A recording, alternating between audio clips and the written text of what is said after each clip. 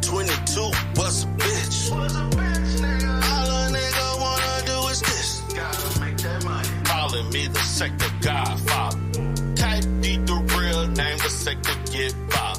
They said that I'm the nigga that they all love to hate. Fuck the damn chat, nigga. I say it's okay. Motherfuckers want the good guys to come back. Wanna beef with real niggas cause they channel whack. At the church sector in a motherfucking frenzy. Crazy ass nigga KOM tried to see. 2022 was a bitch. All a nigga wanna do is this. 2022 was a bitch. All a nigga wanna do is this.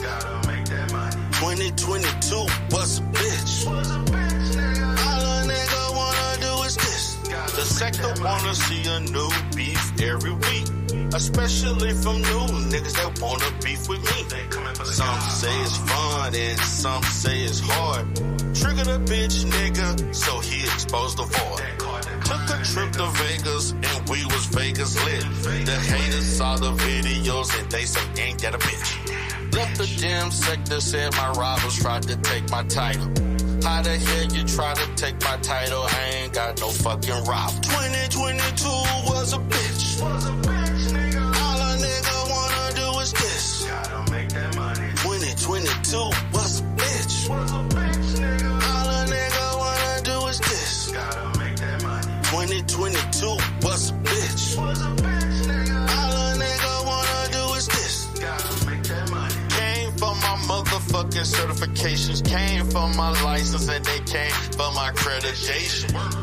All the fucking hating don't stop. The Godfather still came on top. Motherfuckers wanna take me down. Wanna see my dollars go from up and then down. The Godfather gon' win anyway. I end the fucking year with fuck the DBA. 2022 was a bitch. All a nigga wanna do is this. 2022 was a bitch. All a nigga wanna do is this. 2022 was a bitch. All a nigga wanna do is this.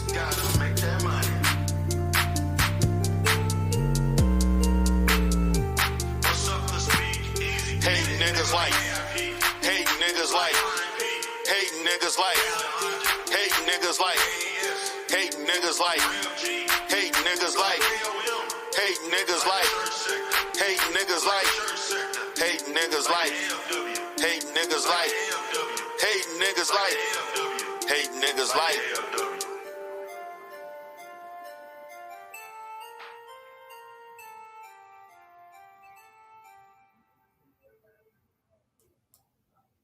Welcome, everybody. This is your Black YouTube therapist, aka the Godfather, aka Coach D. Durrell Spears is here. Once again, we're gonna have a hot one. Oh, we're gonna have a hot one today because we're gonna go in on Miss Princella, making waves all over goddamn YouTube streets. Oh my God, OMG. OMG.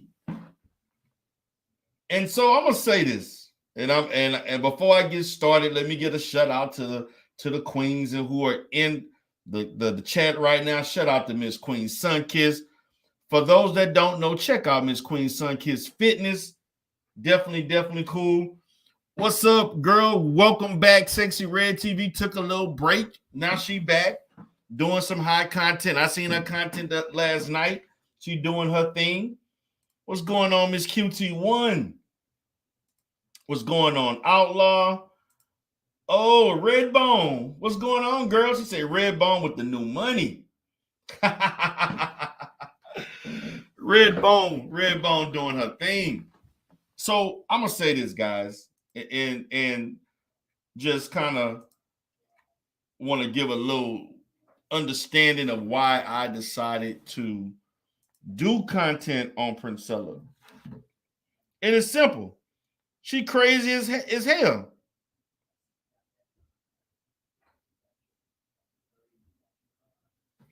Right? Right, like seriously. She is crazy as hell.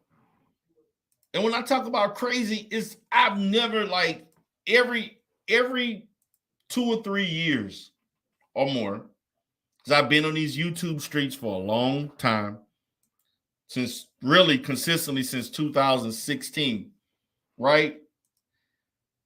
Every so often, you get somebody who rise out the ashes, who talk and say all kinds of crazy shit, and people follow it. As we speak right now, Miss Princella, oh yes, she is crazy. She is crazy and hurt. She both of them. Talking about she crazy, she hurt, not crazy. No, her ass is crazy and she hurt.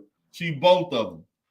Now, as we speak, Miss Princella is this is a married woman, you guys. I just want you to understand. This is a married woman doing a video about story time. I got picked number 2. Now, what a married woman worrying about being picked number 2, unless that was your husband. And if that was your husband who picked you number 2, then if you felt that kind of way about it, you shouldn't have married him. You shouldn't have never married him. Now, what I want to talk about is the fact of the stuff. See, I'm not going to so much attack how delusional she is. I want to attack some of the things that she say that don't make no goddamn sense. And it makes no goddamn sense. And the fact of the matter is, there are people who are thinking she's courageous. People think she's speaking the truth. People, look, man, I get it. Somebody that's willing to talk with conviction, aggressiveness. She's charismatic. She sounds like God. She remind me of Juanita Bynum. That's what she remind me of. Like I'm at a goddamn Pentecostal church or some shit, and she just basically creating a cult. I'm sorry.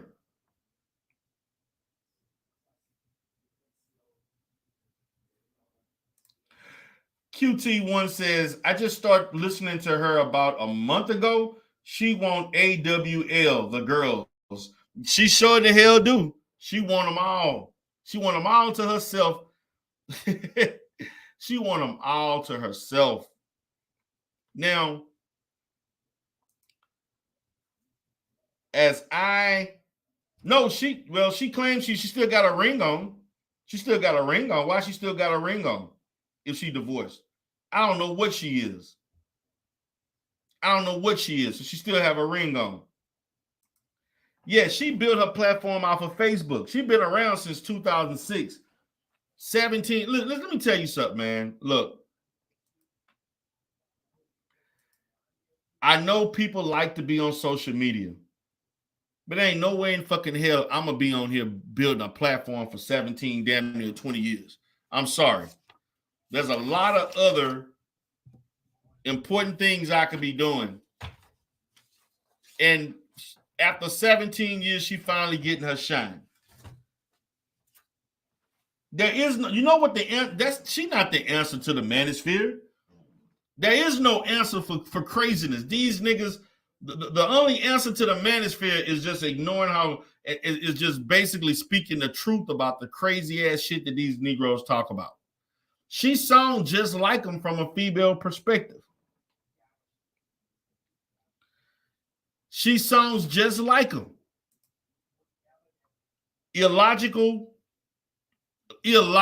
ass content with more illogical ass content. Both the Manosphere and Priscilla sound crazy as hell. And just the other day, she cashed out Cynthia G $50, $49.99, talking about I look forward to us doing content in the future. Now I gotta see this shit. If she and I think they're probably talking right now and trying to come up with what they want to talk about because they're going to collab. And I actually think they are going to collab and they're going to do like a weekly show. They're going to start off with one show and it's going to do really well in the numbers because I know the manosphere, those bitch asses is going to listen and try to do content. I know that's gonna happen. And then the money will be made, and they're gonna continue to do more and more and more content together. These is facts. Because they basically have some of the same subscribers. They have very similar subscriber base. Very much. And I think they know that.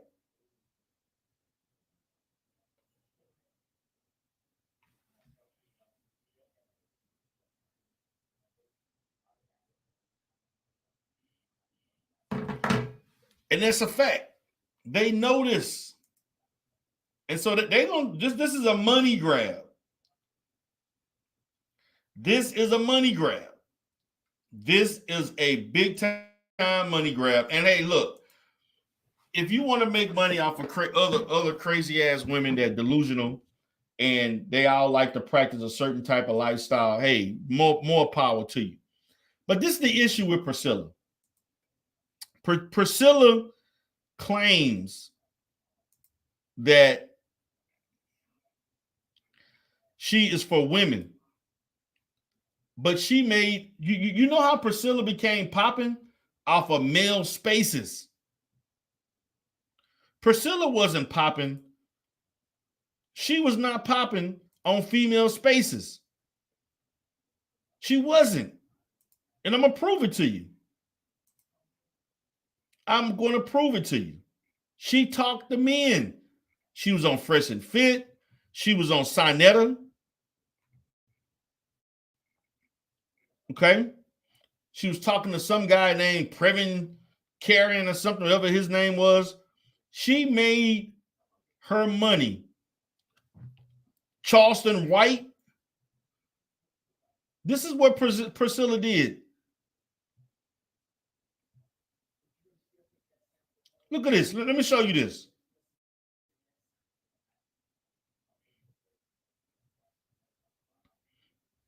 Male platforms. No, this is a female platform here. That's not the one I'm looking for. She was on male platforms. That's how she became popular. She did not become popular on female platforms. She was in the manosphere and she went over there with Sister George and Concrete Road 3 times in a male space. Not in female spaces. I'm sorry. So miss me with all of this female unity and all this other shit, because if you was trying to kick it with them that long with females, you would have been in female spaces only. Look at this.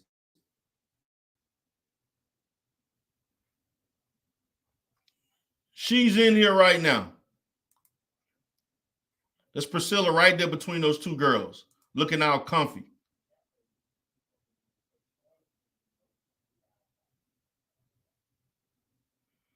Like for real, she's sitting here in between the cheeks. She got the black on. Fresh and Fit is one of the most disrespectful content creators on YouTube. What you doing in male spaces? If you love females this much, you should be speaking directly. You know what she did? She went into male spaces to speak to women and men.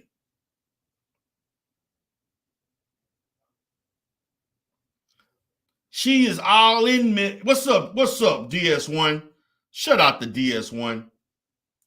She is all in male spaces. But so you're going into male spaces to speak to females? That makes no sense. There's tons of women that are not in male spaces you could have went and had discussions and taught your cult-like talking points. This is facts. This is facts. Straight up male spaces. Straight up male spaces.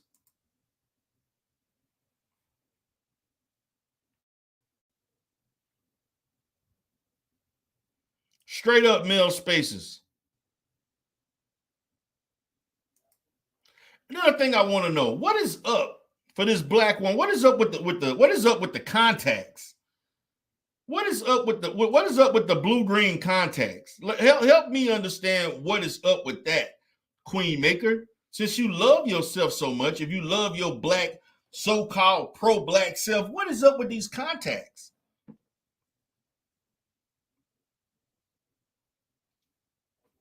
What is up with the contacts? If you love being black so much, Princella was a big ass trick. Her story is parallel to a lot of these niggas in the manosphere. What do you hear from the manosphere? Man, I dated this black woman. I gave her all my money. I bought her a car. She wouldn't give me no pussy when I wanted. Then I got it. Then she put me on child support. And now I can't see the child. What is Priscilla's story? Same simp ass story. A simp just like the manosphere. Matter of fact, I was going to make the title Priscilla the Queen Maker is a simp just like manosphere simps. Because when she was in the pro-black community, you know what she did? She gave a man that she wasn't married to, that she was fucking or just fucking around with, $40,000.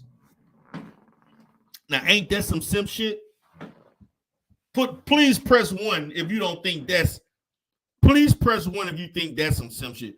You gave a man that's not your husband, better yet, family member. I'm gonna be honest with you. I ain't giving nobody 40K. I don't even know what the fuck.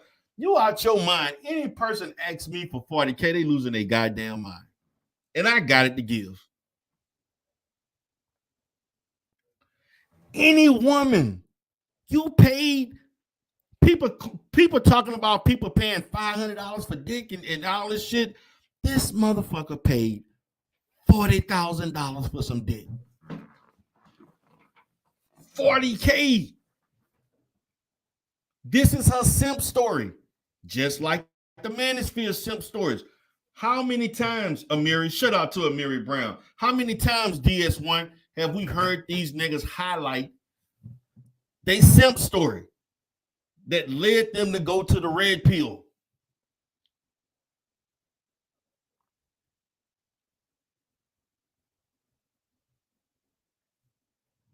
Her simp story was 40K.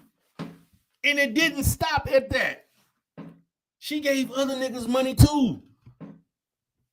And I'm gonna post on show the review on Sister George on their channel when she highlighted her simp story. This is what the black man did to me. It's the unconscious and the conscious. The black man can't control himself biologically. The black woman is the power, and the black man is the card.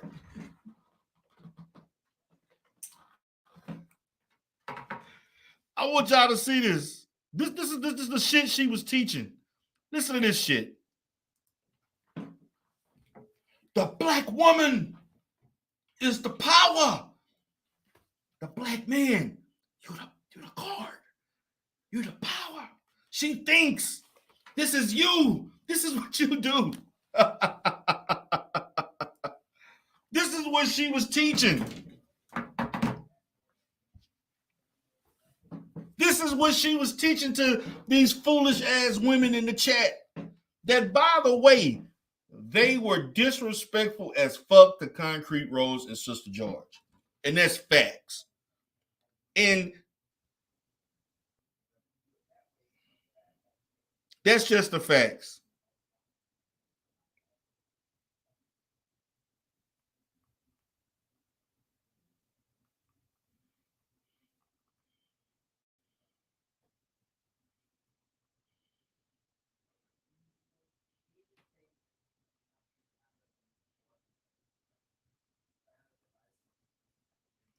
I want you to understand this. Listen, yes, she does have books, QT1. She actually wrote 2 books, and I'm going to get into that shit too, because I'm going to buy those books, and I'm going to read them goddamn books and see what she's talking about. If I can do it, if I can read Obsidian book, if I can read Babatunde Umata, the Negro Wars Manosphere SYSBM book, well, I could read the Queen Maker book too. God damn it. If I can read Umar Johnson book, I can read her books too.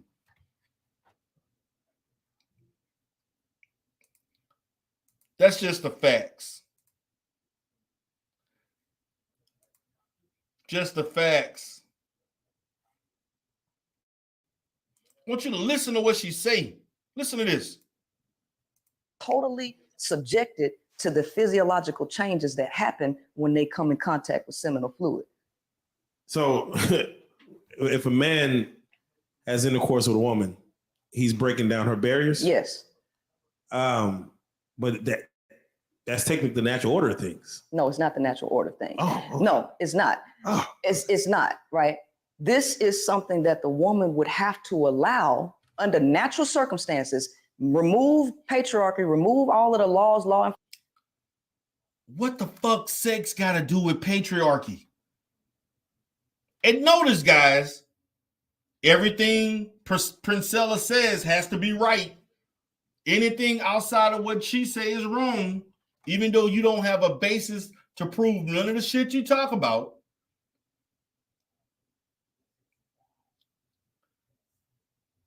She live right now talking shit about how somebody chose her number 2 instead of 1 when she really was the bottom bitch in that polyamorous relationship that she was in. She was number 3 in that goddamn relationship. But this is what she's saying. Notice, she is speaking to another man, not other women. Enforcement, remove propaganda, remove all of the music and everything. Under natural circumstances, the majority of women would reject the majority of males, and the majority of males would have money, status, or fame. That's a goddamn lie. That's a goddamn lie. The majority of women do not reject the majority of men. The majority of women reject niggas like in the manosphere. So you got to get your head out of your ass and get out of these social media streets. The majority of women do not reject the majority of men. The majority of women reject red pill type Negroes.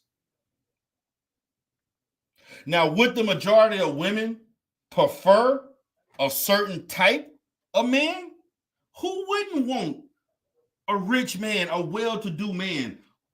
You know, who wouldn't want a man of a certain height? Most women prefer a man that's taller than them, not the height of Little Big Nate or Obsidian. I mean, that's just the inhibitions of women.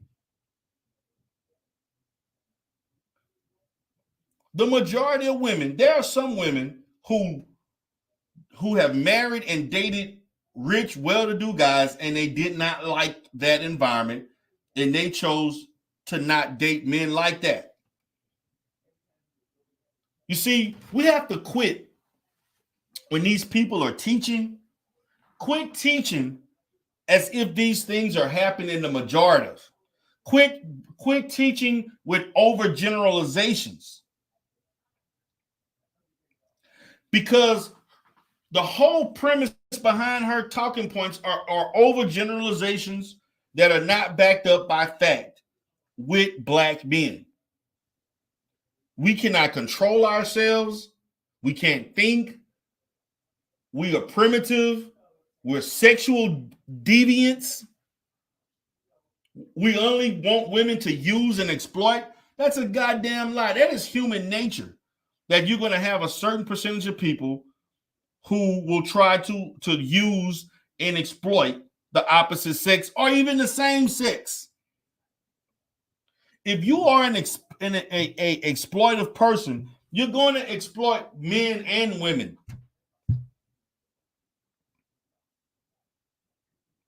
But let me continue. any of that. And so now you would be totally dependent upon your genetic viability, and the majority of males would not make it.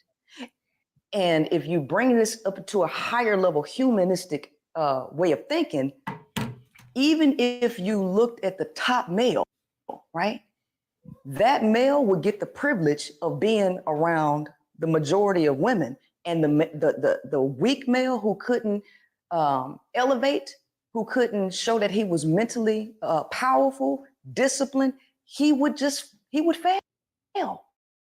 He wouldn't make it. That's not true. So you basically telling me that all women look for the same goddamn thing from the same man, from a shortage of men? They're not. Listen, women look for different things from men. Now there are some overall similarities, but not every woman is looking for the same thing out of every man. Some women are looking for certain things that other women are not looking at. Yes, men with the most resources will be around a lot of women that may want that. But the reality is that everybody ain't getting chose. Every man ain't going to get chosen. Every woman ain't getting chose. You're going to function as far as your value based on the environment that you're in. And if your environment has a certain level of men, that's what you're going to choose. And if if you're in an environment as a man and you're around a certain level of women, that's what you have to choose. If we went by her logic, human beings would be extinct. And then I want you all to know what she is saying is basically parallel to the manosphere on the statistic that 80% of women want 20% of the men. Isn't that manosphere talking point? If am I not lying? Please let me say yes or no. Isn't that a manosphere talking point that 80% of the women want 20% of the men? She just basically stated it from a female standpoint that the top tier man is around all the women, and if all the men don't fit the top tier, you just going to fade out. That's not the reality. That is not how it works.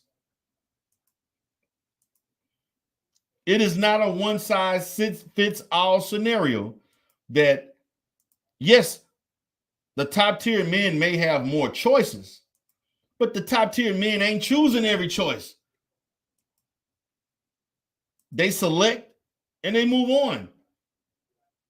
And then the women, they moved on to other men that are in their environment. Everybody ain't getting a rich man, a man at the top, or what you perceive. But every woman ain't looking for the same thing. All women have different preferences, and they value certain things other than others. All women don't value the same things. You're overgeneralizing men, and at the same time, you're overgeneralizing women. And you're attempting to speak from a humanistic standpoint. And when you're speaking as it relates to the psychology of people from a humanistic standpoint, you cannot separate man from woman if you're going to do that. Because the way I was taught, I guess, since you claim you research sociology, psychology, and biology, well, I practice it for a living. I practice psychology for a living.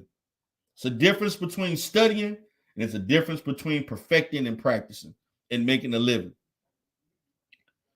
When we look at things from a humanistic standpoint, we're looking at the total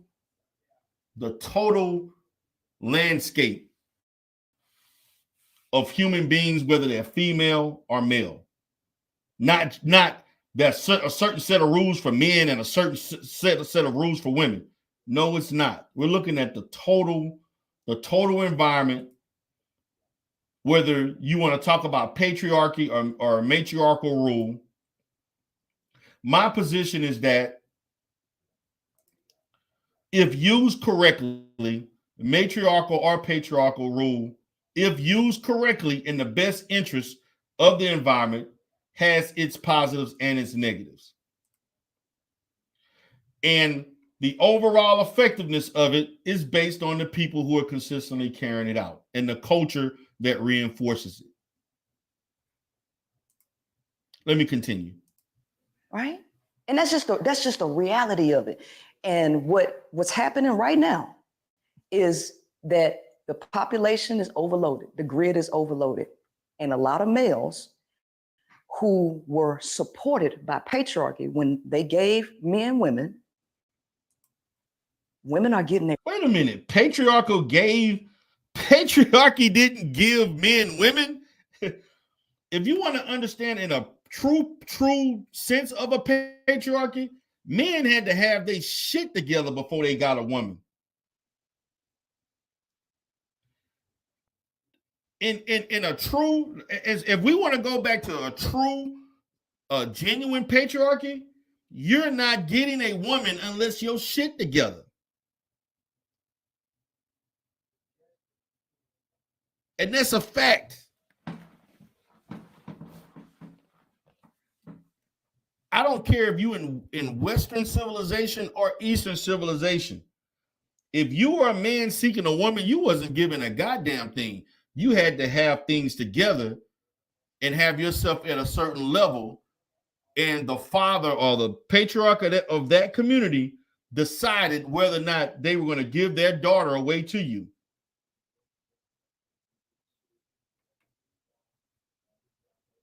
That's how that worked.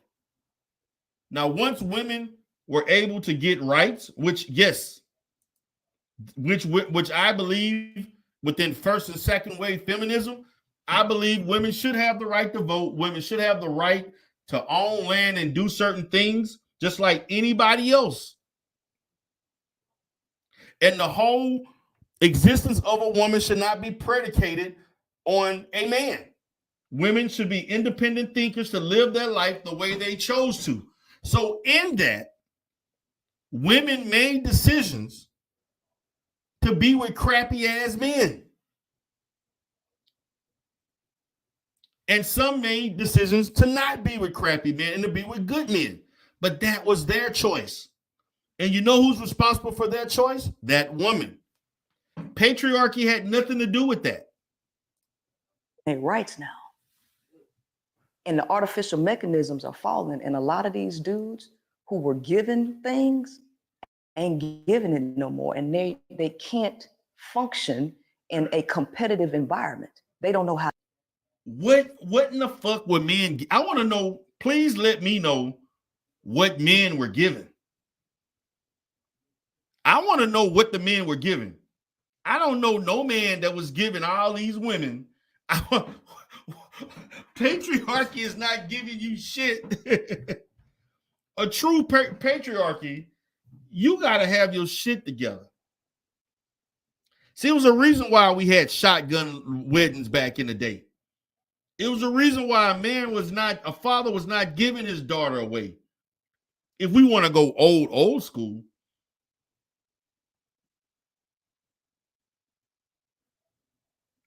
patriarch has nothing to do with that. What she failed to understand is that women have the right, and they should have the right, to make choices of who they want to be with. And so now, being that women have that choice, they've made choices that were in some ways not in their best interest. But that's their responsibility. That's not on a man. Just like men making choices to be with women they should not be with. That's not my responsibility. That's on that man. It has nothing to do with patriarchy. Patriarchy does not, true patriarchy forces a man to be at a certain level before he can even think about being with a woman. How to do it, and they're upset, they're mad because they feel entitled to jobs, they feel entitled to promotion, they feel entitled to sex, they feel entitled to family. But men ain't supposed to be given nothing. The male's ultimate nature and job is survival of the fittest. He either survives or he dies. That's not true either. She acting like we in the fucking hunter-gathering era, fucking prehistoric days where you had to fucking hunt and kill and shit in order to eat. No. And our pure survival is not based on whether or not we have a woman or not.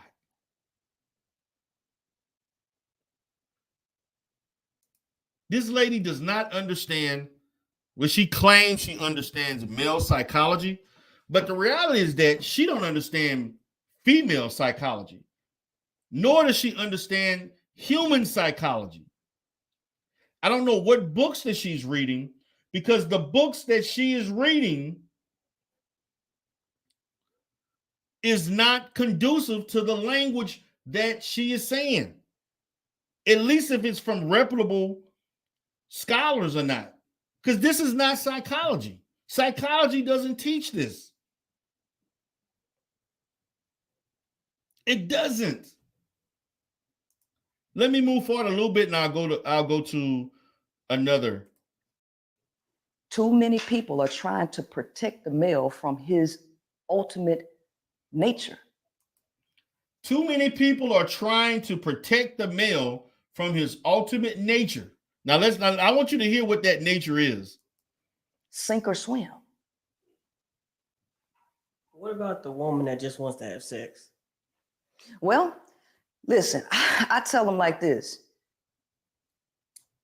My message ain't for concubines and slaves. Everybody, some people got to be slaves. Some people got to be concubines. Wow. So a woman that just wants to have sex with a man, all of a sudden she a concubine or a slave? That's slavery? So Princella, tell me what you think about a woman that just want to have sex with a woman. I guess she free and liberated. But a woman that wants to have sex with a man is all of a sudden a slave or a concubine. And some of these women do need to service them, but we have to always understand that everybody is operating outside of a true natural way. We're all responding to this artificial environment. Everybody is. That is facts. What do you feel if, let's say, sex wasn't recreational?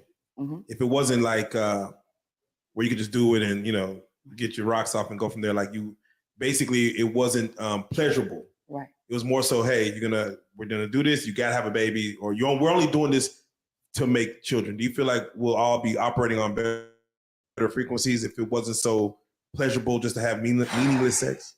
Well, for women, it's not quote unquote just pleasurable. A lot of women have sex even when they don't want to have sex. Wait a minute. I know she didn't. So you think men don't have sex when they don't want? Do you think men have sex and they don't want to have sex even when they don't want to? Women are not the only one who have sex when there's plenty of men who don't want to have sex because they tired or they just not into. So I guess for men, we naturally just want to fuck at any time we get a chance. So basically, what the underlining, the subliminal message that she is presenting is that the fact that women have sex for the mere fact of just having sex because a man wanted it, not because women enjoy having sex. So it's just an act based on the fact of social interaction with a man. But it's pleasurable for men. So I can't see it being any other way. I can't see it being other way because for y'all, it literally triggers the reward system in y'all's brain. Like y'all's brains fire up and it makes you want to do it more and more, right? That's not the way it happens with women. You know what I mean? It don't? Damn, it don't? You mean to tell me women, if you enjoying some dick and all of a sudden you don't want it again and again? Damn, but what the fuck? Who?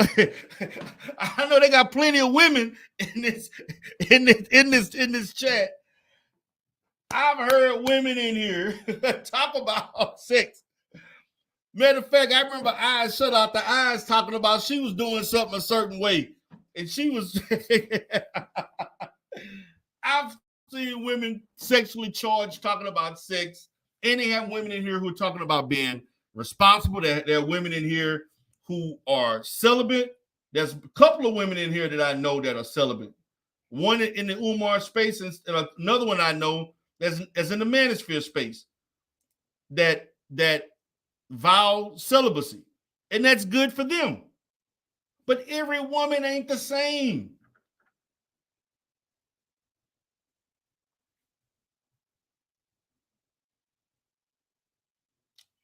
So women don't desire to have sex.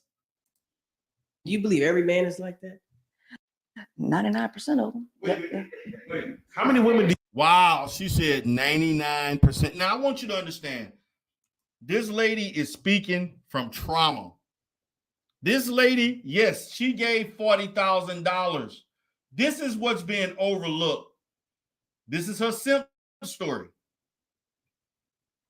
Straight up simp story to the pill that she's swallowing right now.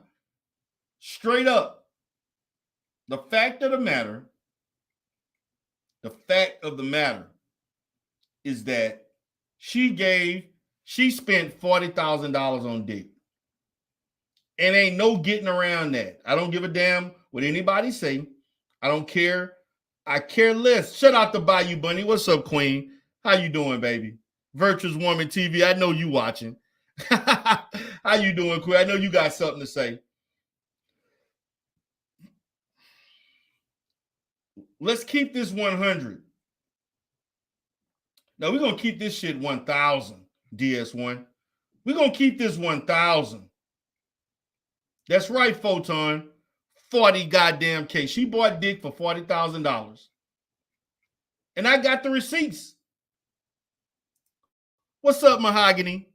Mahogany, you don't desire a man? You mean to tell me, according to Princella, Mahogany, y'all don't want it like that? That's not how the woman brain think. That's how men think. According to Princella. Let's continue. you feel don't enjoy sex? Like you make it seem like it's a task. Well, it is. I mean, look at. Damn, she said it's a task. Hold on, wait a minute. Fate factor in the goddamn house. It's a task, women. Now listen, I'm gonna say this. To some women, having sex is a task. To somebody you don't want to fuck. Yes. To a man too. There are plenty of men that trick out their dick to wealthy, unattractive women. And they don't want to fuck those women. They with those women because they're trying to get their money. Now, you know,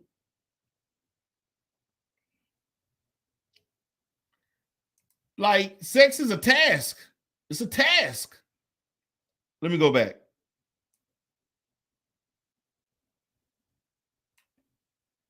Pleasurable for men. So I can't see it being any other way. I can't see it being another way because for y'all, it literally triggers the reward system in y'all's brain. Like y'all's brains fire up and it makes you want to do it more and more, right? That's not the way it happens with women. You know what I mean? Do you believe every man is like that? 99% of them. Wait. How many women do you feel don't enjoy sex? Like you make it seem like it's a task. Well, it is. I mean, look at. She said, but I bet she don't think it's a task when it comes to a woman with a woman. Oh, then if a woman with a woman, she's tapping into her femininity, her divine spirit with another woman connecting and munching on each other and bumping cats and shit. That is the natural humanistic unconsciousness that they tapping into according to Princella. Look at the divorce rates. I mean, listen. Well, no, divorce is normally for money. No. It's not. Why'd you get married if sex wasn't a part of? No. Like, Trust. See, that's the problem. Men do not listen to women. Y'all don't. Women be talking and all over the globe. You hear this like sex is a chore. Sex is a chore. You even had. I do not know women who enjoy having sex. The only women who complain about sex being a chore are women who have a disruptive life because they are overwhelmed with stress and responsibilities. Sex becomes a chore if you got fucking 3-4 children and he ain't participating in helping you raise these children. if he not helping you cook and clean and organize the home and you working just as much as him, yes, sex can be perceived as a chore when a woman is in a state where she is not comfortable, where she is overwhelmed and exhausted. Yes. Or she just not attracted to the man. Yes. Women do complain. Every woman, most of the situations I've seen where women complained about sex, it was the sex being a chore. It wasn't the sex itself that became a chore. It's the fact that there were other things that would destabilize in their relationship that led them to feel this way. But let me take this out. I think I made my point with that one. But again, she is on male spaces, fresh and fit. All these other guys. She did not become popular on female spaces. It was male spaces. And that's just a fact. And this is a hustle. This is a straight up hustle. She went on Sinetta TV. Everybody, everywhere. She went everywhere. Talking to men. She loved talking to Charleston White. This is what made her pop. It was not women channels that made her pop. It was not. It was men spaces. So miss me with this. I'm just talking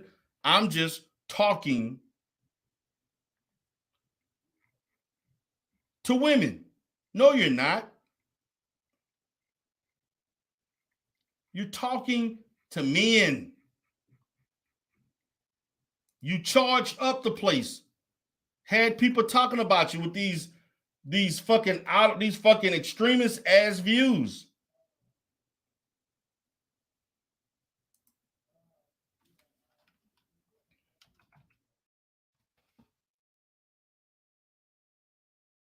That's what happened.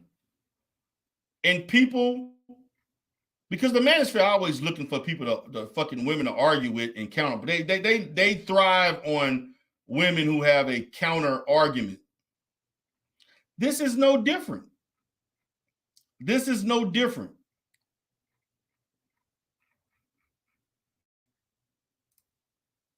This is absolutely no different.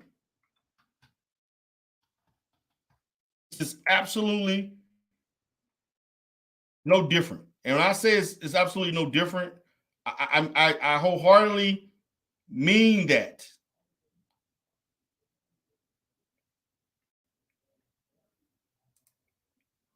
Now, I want to go now to femininity breakdown, a woman's perspective.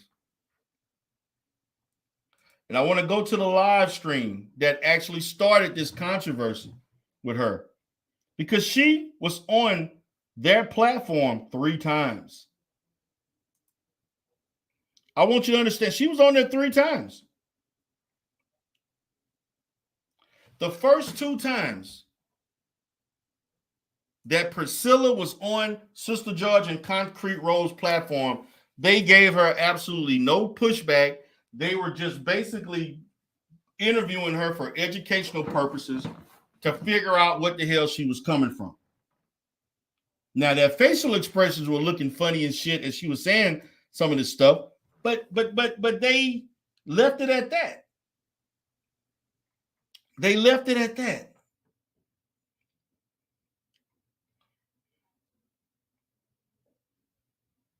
They basically left it at that. Now,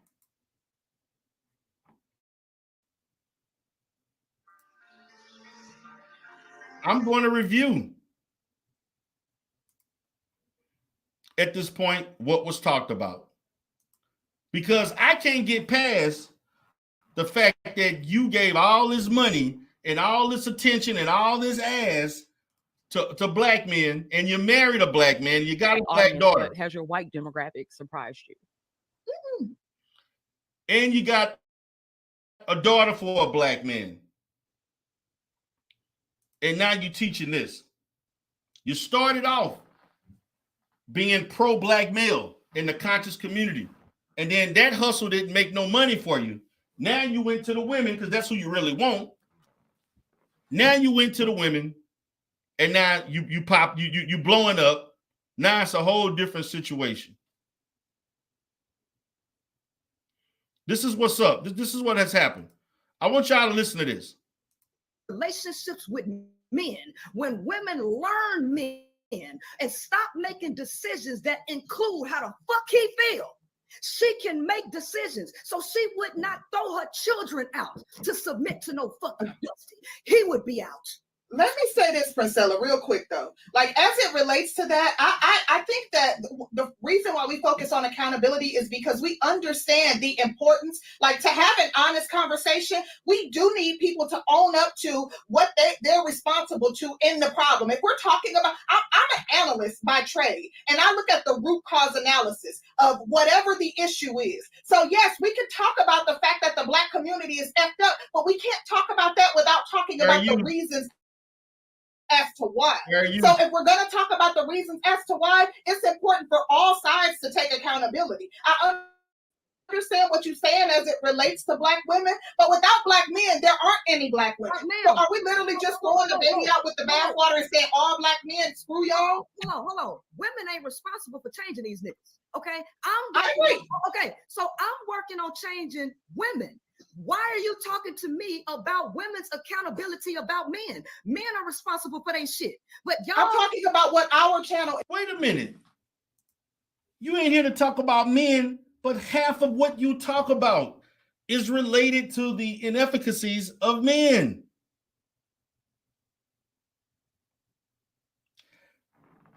I know that, Sun Kiss, but we're in a Black space. She can say men all she wants, but we know damn well she talking about Black men. So let's not play that game. We're not playing that game. We're not playing that game because she talks to white men. She talking about men in general.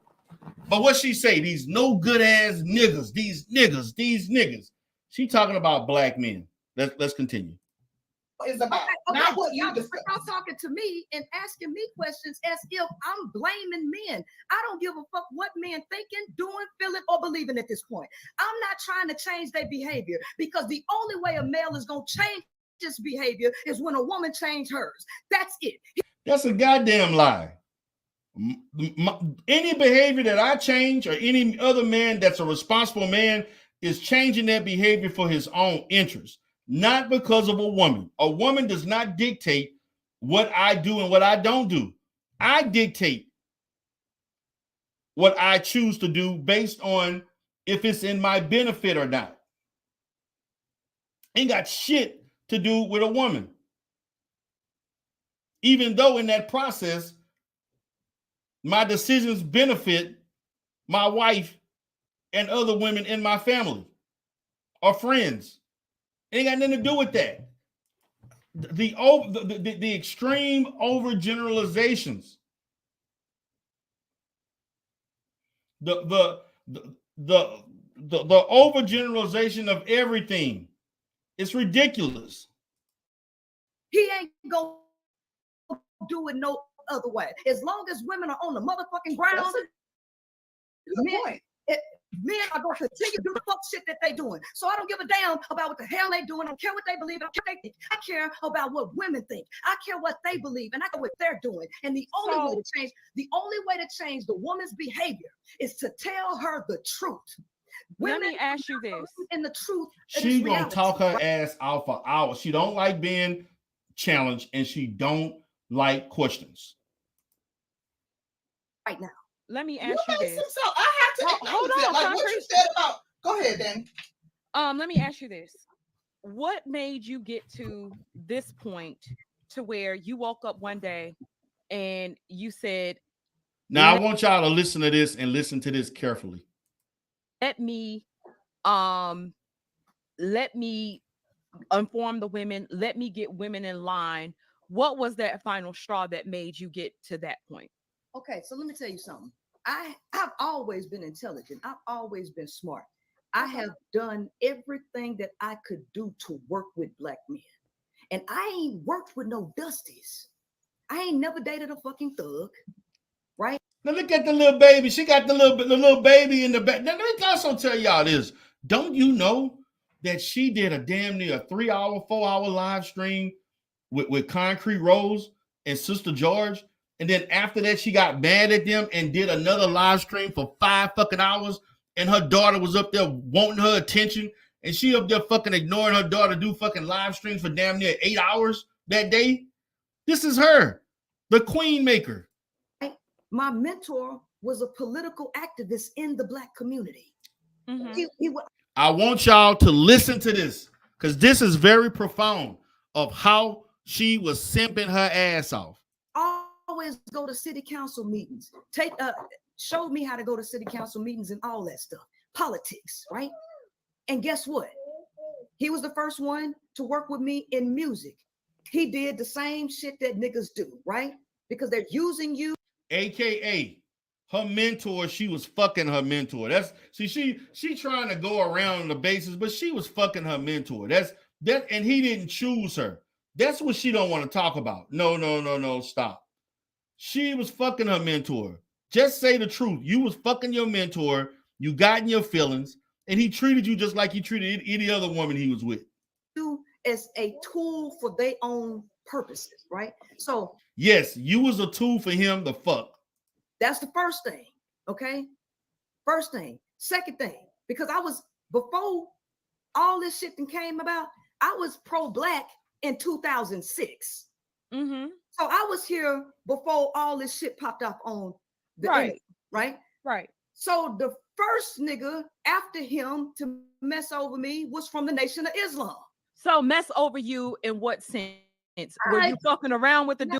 See this again? She went from a pro-Black activist / politician. Then she fucked with brother Louis X or X whoever from the conscious community.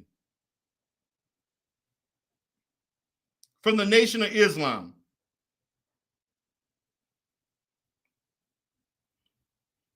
That's what she did.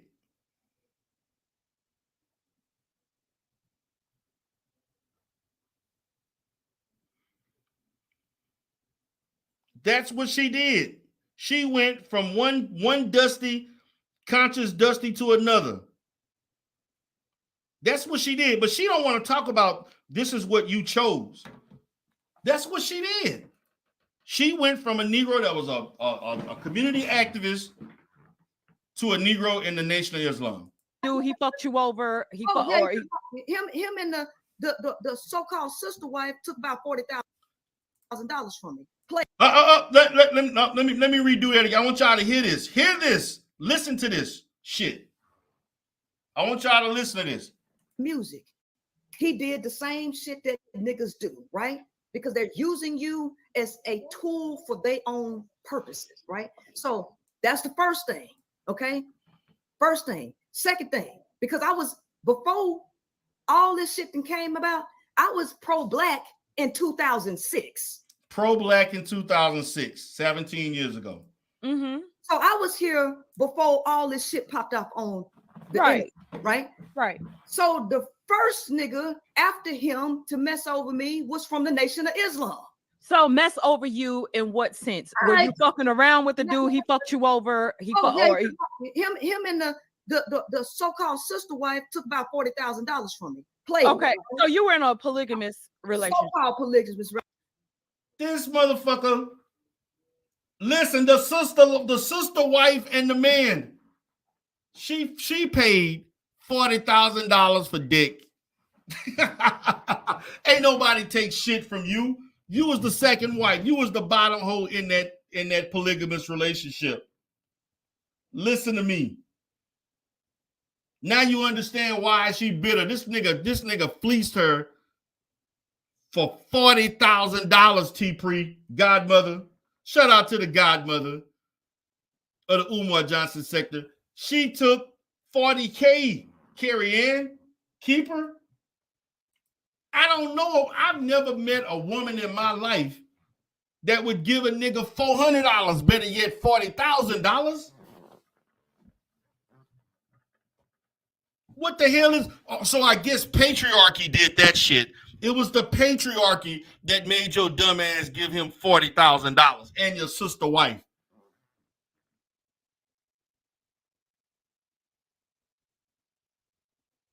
The patriarchy took that money from you. Let's repeat this shit again. Hold on.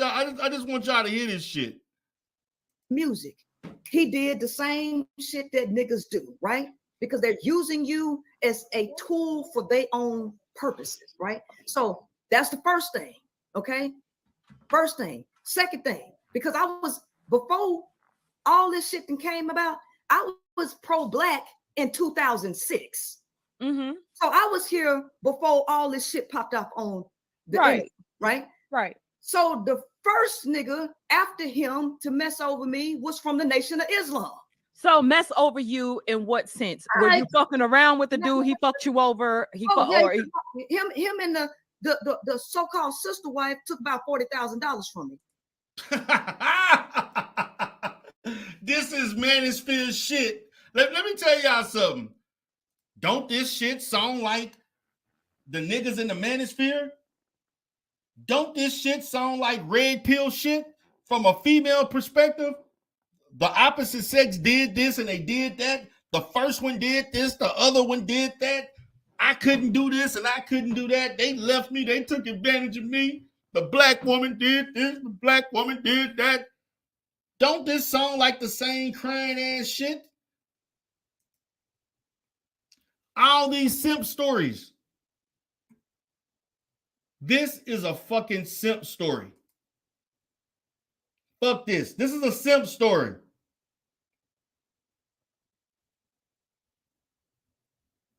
This is a goddamn simp story. We may have to start calling her Princella the simp maker.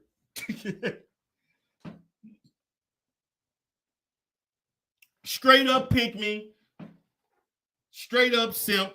Female simp paid $40,000 for dick. That's what she did. That's what I got out of that.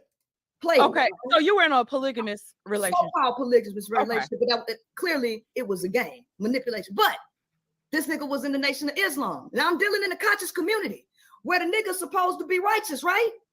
The nigga's supposed to be righteous. Cut the fucking games. They supposed to be righteous. Look how mad she is. Look at her. Look how. Now listen, I get it. I'd be fucking mad to this day too if I paid $40,000 for some pussy. I'd be something I know I can get for free. I'll be hot too. Listen, y'all. I'll be mad too if I paid $40,000.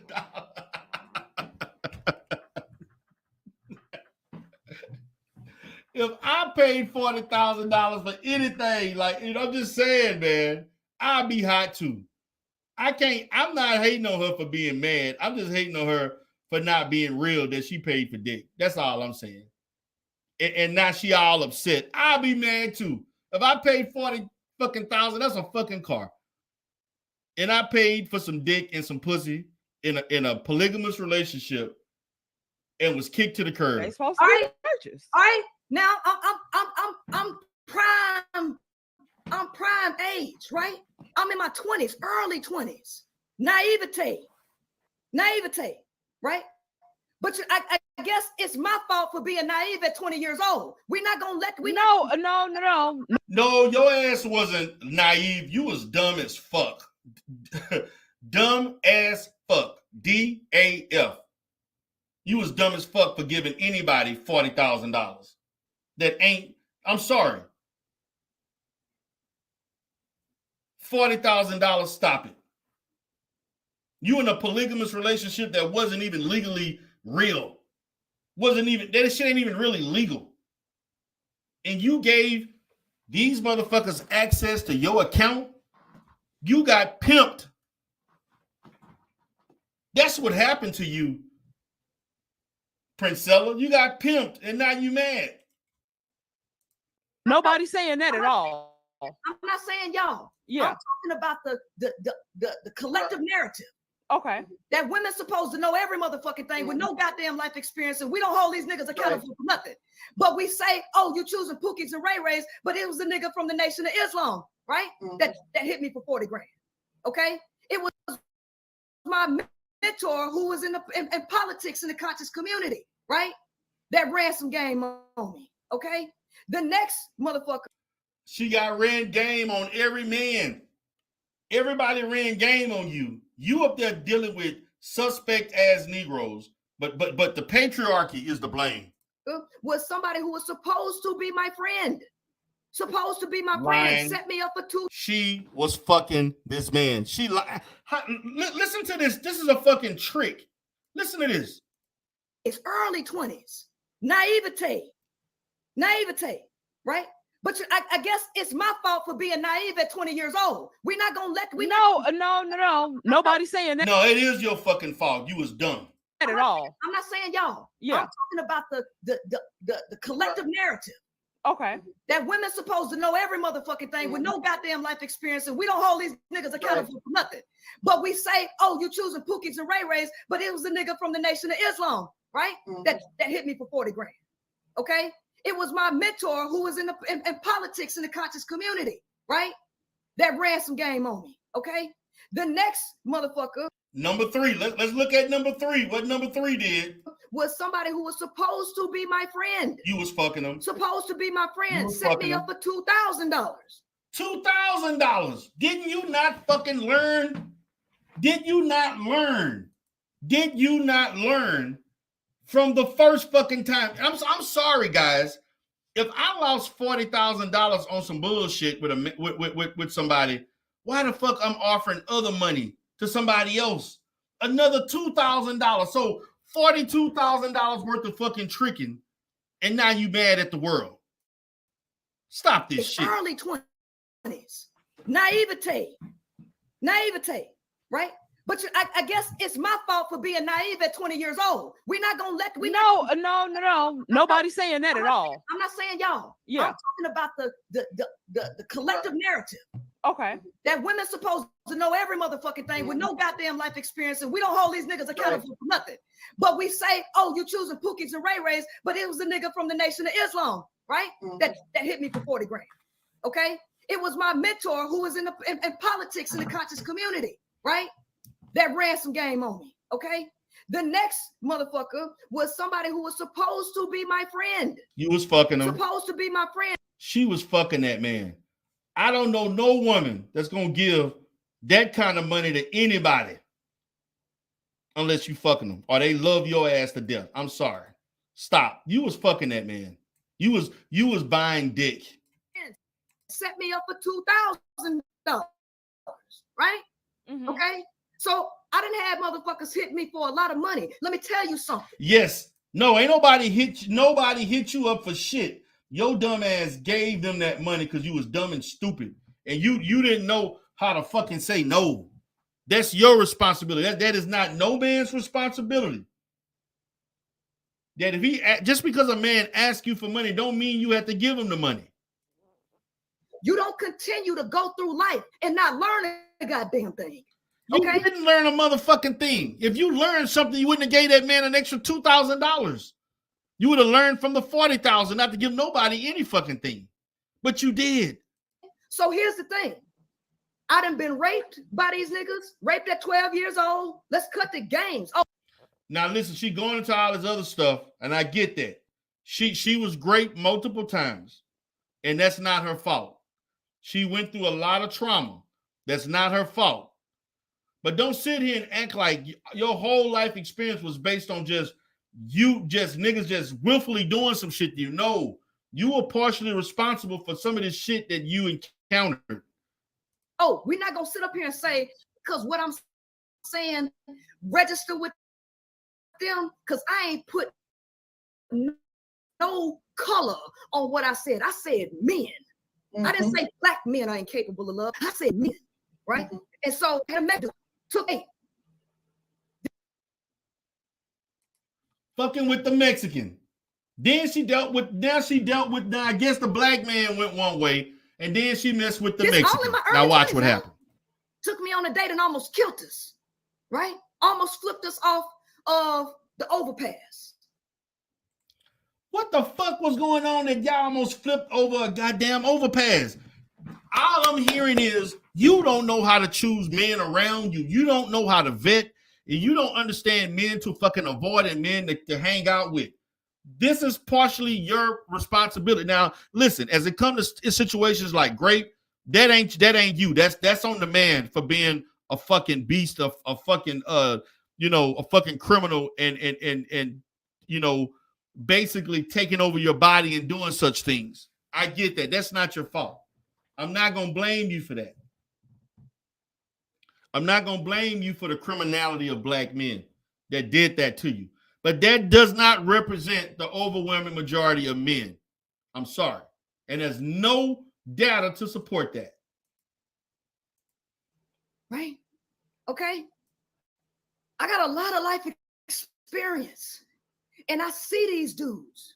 And the last straw that broke the camel's back, right? Oh, let's not talk about back in 2018 when I went out of town to Virginia. So I was pregnant at this time. And my ex-husband, to make a long story short, we got into an altercation and he bruised up my arm while I was 7 months pregnant. My phone butt dialed a guy that was supposed to be my friend at the time. We was always talking on the phone and doing live videos together at this time. My first place, I'm like, I'm stuck in the house. I got to get away. So I was going to go to New Jersey with my homegirl, my female friend. Her lesbian lover. But she was busy at the time. But I still had money after having to sit my ass down. And I was going to get out of town just to hang out and just get away from that situation for a minute, right? I'm sorry, guys. As I'm looking at this woman, it pains me to say, man, this is a hurt black female. This is a hate. This black woman is hurt. This black woman is traumatized, and she needs help. And all serious, I know I'm joking and acting an ass right now and saying all kind of stuff, just looking at this, but I'm sorry.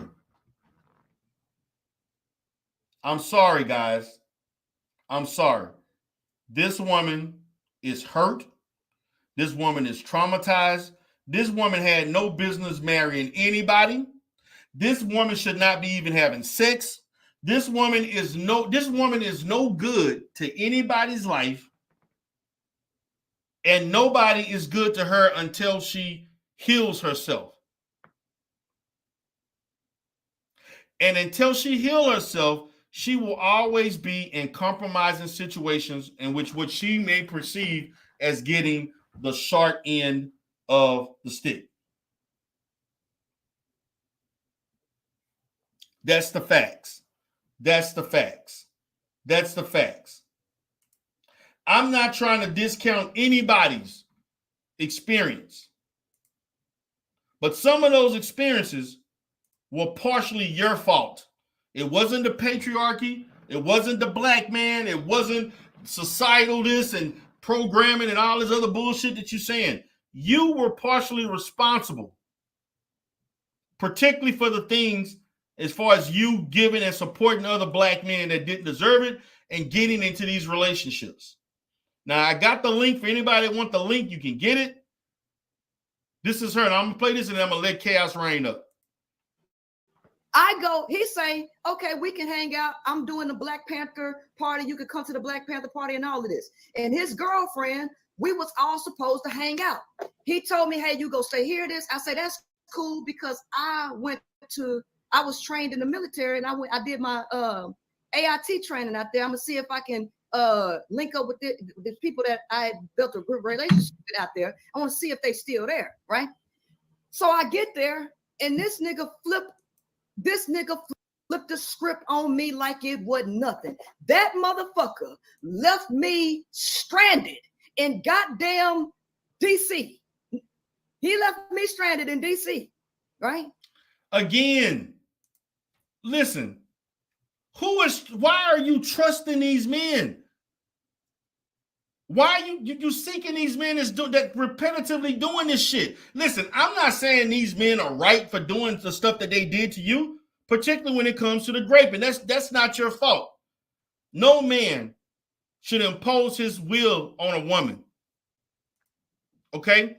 But I'm not going to sit here and cry for you because you got stranded, because you gave $40,000 to people that didn't deserve it, and then you gave another $2,000, and that's just some of. And I guarantee you guys, there's other shit that she did that she didn't even want to talk about. What's up, guys? How y'all doing? Hey, what's up? What's up, going Chaos? on? What's up, Chaos? Hey, what's up? What's going on? What's on your mind, brother? I probably had to hit you up later. It's very important. Can't tell you on the air. Are you here? Are you going to talk about the video? Yeah. The only thing I could tell you this. What you see is what you get from Princella.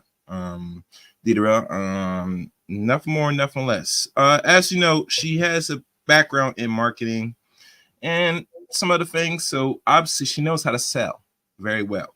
Trust me. When she tries to sell for the men now for the last few years, it hasn't really fared out. And mind you, as a woman, you go much further if you sell to men. You get me? But she can't really accomplish that. So she takes the real route, which really take the attention and focus on the women. And obviously, when you do that, you're gonna make some money. Because think about this. This is the most attention she ever gotten in the last year. I mean, last year she was catching up and taking some energy and picking up. But as this year moves on, she started really catapult more because her focus is this: go to men with bigger platforms, and they will push my agenda more. So what that tells you when you said earlier that there's no agenda pushing when you work with women. It's evident. You're not getting up from other women, and she's a woman herself, a stud, but a woman nonetheless. So how her rise really grew is when she really goes around towards the men, particularly black men. Because when you hear her talking about men, right? She's not talking about all groups of men. If anybody pay attention to her content, especially, does she talk about European men in general? Does she talk about every man in every broadcast? No, she really focused mostly because we're black women. I mean, black women especially. So her attention is more on that because they're the more majority audience. And if she got other audience outside her content, it's only a small percentage because they're not reiterating what she's doing because they know they can't move and do that same bull crap over there with their men. It don't fly like that. You get me? So the best thing, you're safe talking and focusing your attention to niggas. This is where black people stand. And much time black people don't want to hear this. You cannot go outside this community. I don't care what content you have. Either you say I'm dealing with everybody. No, they see a black ass. They know who you are. They put you in a box. Say you go over here. You with the niggas over here. That's why you don't see much content creator, millions and millions with subs like that. The ones you do see is a fraction of percentage. And they box everybody in certain areas. It's actually racist if you think about it. So if you think you want to hear content that I'm focused on men in general, no, what men are you talking about? Because you're not focused on every man, Mexican, Asian, etc. The women that's on your platform, they don't want to hear about these other groups of men. They're investing time really trying to divest, get on knees in hope of the possibility of a relationship to a marriage with other groups of men. Unfortunately. So they when they hear your message, they don't want to go. They will say, I want you here to talk about these fucking niggas. Look at the niggas they talk about, Deidre. The ones that she talk about are the ones that are the small percentage, as much as I want to say, but that's what I'm hearing because we look at how she's getting swingled. Number one, I would ask, where you get 40 grand at age 20? What you been doing to amass that amount of money? Are you on these streets? I mean, people don't ask these real deep questions. Do you get me, Right. Deidre? I'm not losing you. Right. So let me All right. let me go to Dante Adams. What's up, Dante? What up? What's Now, up, brother? now, a while back, I was on one of your shows when you was talking about the divestors, and Right. on that show, I explained to you why they come at their talking points the way they do. I told you they talk from trauma. Majority of them women are traumatized, just like just like Cynthia G, just like Princella. They speaking when they speak from trauma. So that's because all that's why a lot of these women like Priscilla and Divestus Dylan or whatever, they don't care about women because they ain't not healed themselves. You can't get nobody helpful advice and when you not helping your own self, when you can't help your own self. Now, do that kind of make sense? I hope. Yeah, she needs help. She needs a lot of help. Yeah. She's severely messed up. There's a lot of things she needs to work on. That's facts. What's up, Miss Queen? Oh, you gonna skip me, D-Rail? But go ahead, Queen. Oh, I'm sorry about that, man. Go ahead. I'm gonna let the lady first. No, I'm gonna let you go. Go ahead. Oh, okay. Well, yeah, because I'm gonna derail the conversation. Okay. No, you good. You good, honey. But listen, my take on this, D-Rail, is that I was thinking the same way as everybody else was thinking the other day. Until I had a deep conversation with somebody, and it was like this woman got some trauma, but it ain't our fault. See, she insert herself in these situations known to fail her. And it is hardened her so bad to where you can just see the masculinity, just in her spirit, man. I mean, if she could kill you, she would kill you just by the way she looked and the way she talked. She's too hyped. She couldn't even hold down a decent conversation when her and that other idiot, Charleston White, was on the panel. When they covered her on Sister George and Concrete Rose, the breakdown over there. But I just say this, man, these gender wars, these fights back and forth ain't progressing, nobody in any space. And she do sound like some of the niggas in the manosphere. And I'm talking about the ones that complain. She really does. She does, man. I mean, the real seriously hurt, traumatized dude. See, but the thing is, she talking about what happened to her, but the niggas in the manosphere ain't talking about what the true reason why they're trauma bonding the way they are, because of the things that happened to them. You know what I'm saying? But they not really they're using every, we hear the same old shit. She dissed me when I was in high school. She snubbed me at the prom, or and I understand the child support situation, but you also still have to not put yourself in those situations. Once you become a grown man, regardless to you not having a father, and then you got some dudes that do have fathers. The father was in the home, but he wasn't really present, like as in being able to talk to the sons about certain things, even the daughters, So, it's all fucked up. They got this thing where they say, okay, well, the father, he grew up without his father. He grew up only being raised by the mother. Okay, there are some good mothers out there, and I understand that, but somebody in your family who are men you should be able to lean on them and talk to them. Let me tell you, when my father and my mom divorced, I was able to go to my uncles who were very strong men and talk to them, but my father was still in my life.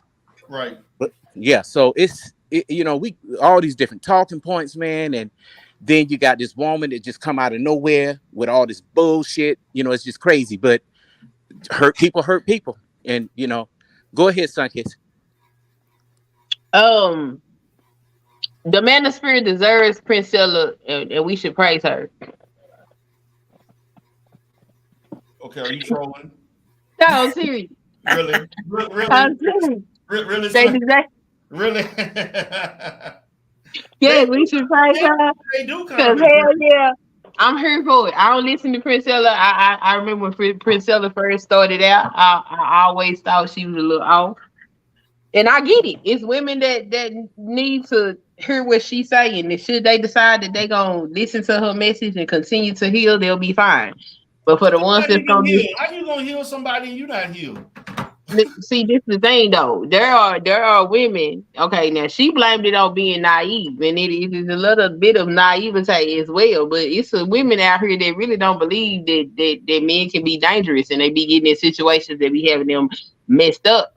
Because look, you better understand that all of these dudes ain't out here for your good, right? I agree with that. Yeah, I understand that part of her message. Now, for the girls that go through that and they come to the realization through what she's saying, like, oh, okay, okay, I got this, but I don't want to go that extreme. Then they'll go ahead and go somewhere else.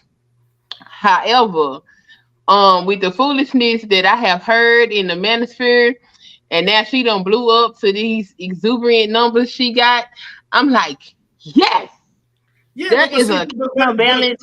This is Sunkist, you got called that from karma. male spaces. That's what you niggas get. And yes, you get what you deserve.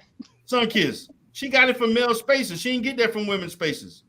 She couldn't get it in women's spaces. Princella presents like a man. Ain't no women just finna sit there and listen to no But that's woman what that she sound like does she. do. But that's why her platform is for women. Her platform is for women, but you got to get the women's attention first. Ain't no women finna sit up here and listen to. In men's spaces. Yes, that's strategy. She had to figure out how she was gonna navigate. Okay. So here's the deal. Look, this is the deal. A woman show up with her dick in her hand, the men gonna automatically engage with her. I don't know what it is. I guess it's the competition thing. I don't know. They gonna engage with her. That's gonna get her attention with the men, but that's gonna also the women gonna go where the men are. So the women are going to see her doing battle with these men, and they're going to go follow her platform. So she has to figure out a way to get to the women because ain't no women finna sit up there and just listen to Princella sound like a whole nigga. Ain't no woman finna sit up there and listen to her. Hold on, she gonna sound like a whole nigga whether she went to men or women. If you present a certain way, you're gonna present a certain way regardless.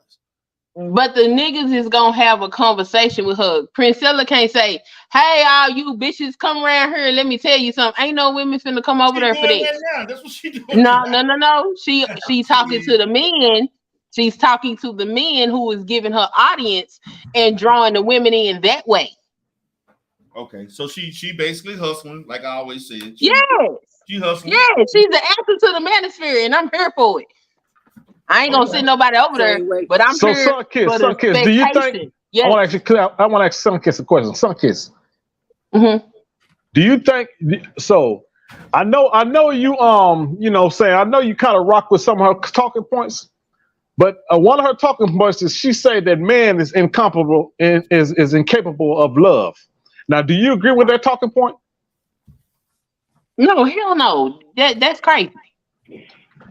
But sex is a chore, so I mean, right? That's one of the. Yeah, it's a chore. Look. I'm gonna tell you like this. There are some men. The only thing they will ever know me as, for lack of a better term, is a bitch, and I'm okay with that because you, sir, is dangerous, and for me to present anything less than that to you is to put myself in danger. So for those type of men, the shit that she's saying that applies to them. Well, she's speaking in general. She's speaking in general. Well, She said that men are incapable of love.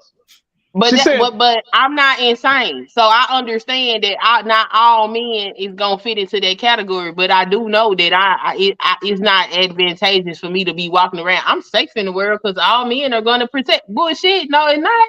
Not all humans are not gonna protect me. Now hers is slated toward men because of whatever trauma she got going on, and I mean, until she decides she want to go seek therapy, that's what she gonna do. Well, let me say this. Let's not. Hold on. Wait up, guys. I gotta let everybody else speak. Let me go to Samba Queen and then Amiri. Then I'll go back to you, Dante. Hey, Samba Queen. Hey, how y'all doing? I'm good. To answer the question about can men truly love, of course they can. I think the problem is, and I know this is not going to be popular, too many women, they want a masculine and feminine role. They don't understand that, listen, there are far more of us than there are of you. Therefore, you have your choice to pick from. We don't. So when we come to the table, we can't look for a 6-figure nigga with a long dick, loving, caring, wants to sit next to me and hear all my bullshit all day long, all night long, coddle me, heal me from past traumas, That's not what the man is meant to do. If you're coming to the table looking for all that, what are you offering? That's all I have to say. No, wait. I got to ask you a question because you're saying, what are you offering? So what's the discussion on that? Because I don't hear, because it seems to me in these spaces when they ask the question, what are you offering? A lot of women get upset and get offensive with that.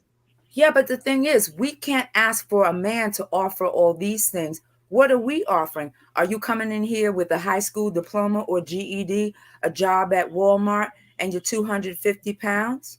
And then you're looking for Idris Elba? It doesn't work like that. You can't be a nickel looking for a dime. That's true. Okay. I hear you. What's up, Amiri? What's up? What's going on, D. Durrell? I'm good, man. Yeah, man. Look, this whole thing, like I was just about to say, I don't even think we shouldn't even slander trauma by assigning the stupid shit that this woman is saying to trauma. It's just more stupid, silly nigga shit that we flock to and that we pay attention to. Several of, like, for example, this idea that men don't know how to love and men are incapable of love. All of this coming from a woman who's sitting there emulating and imitating a man. It's the irony writes itself. And for her sitting there talking about how dangerous men are, while she herself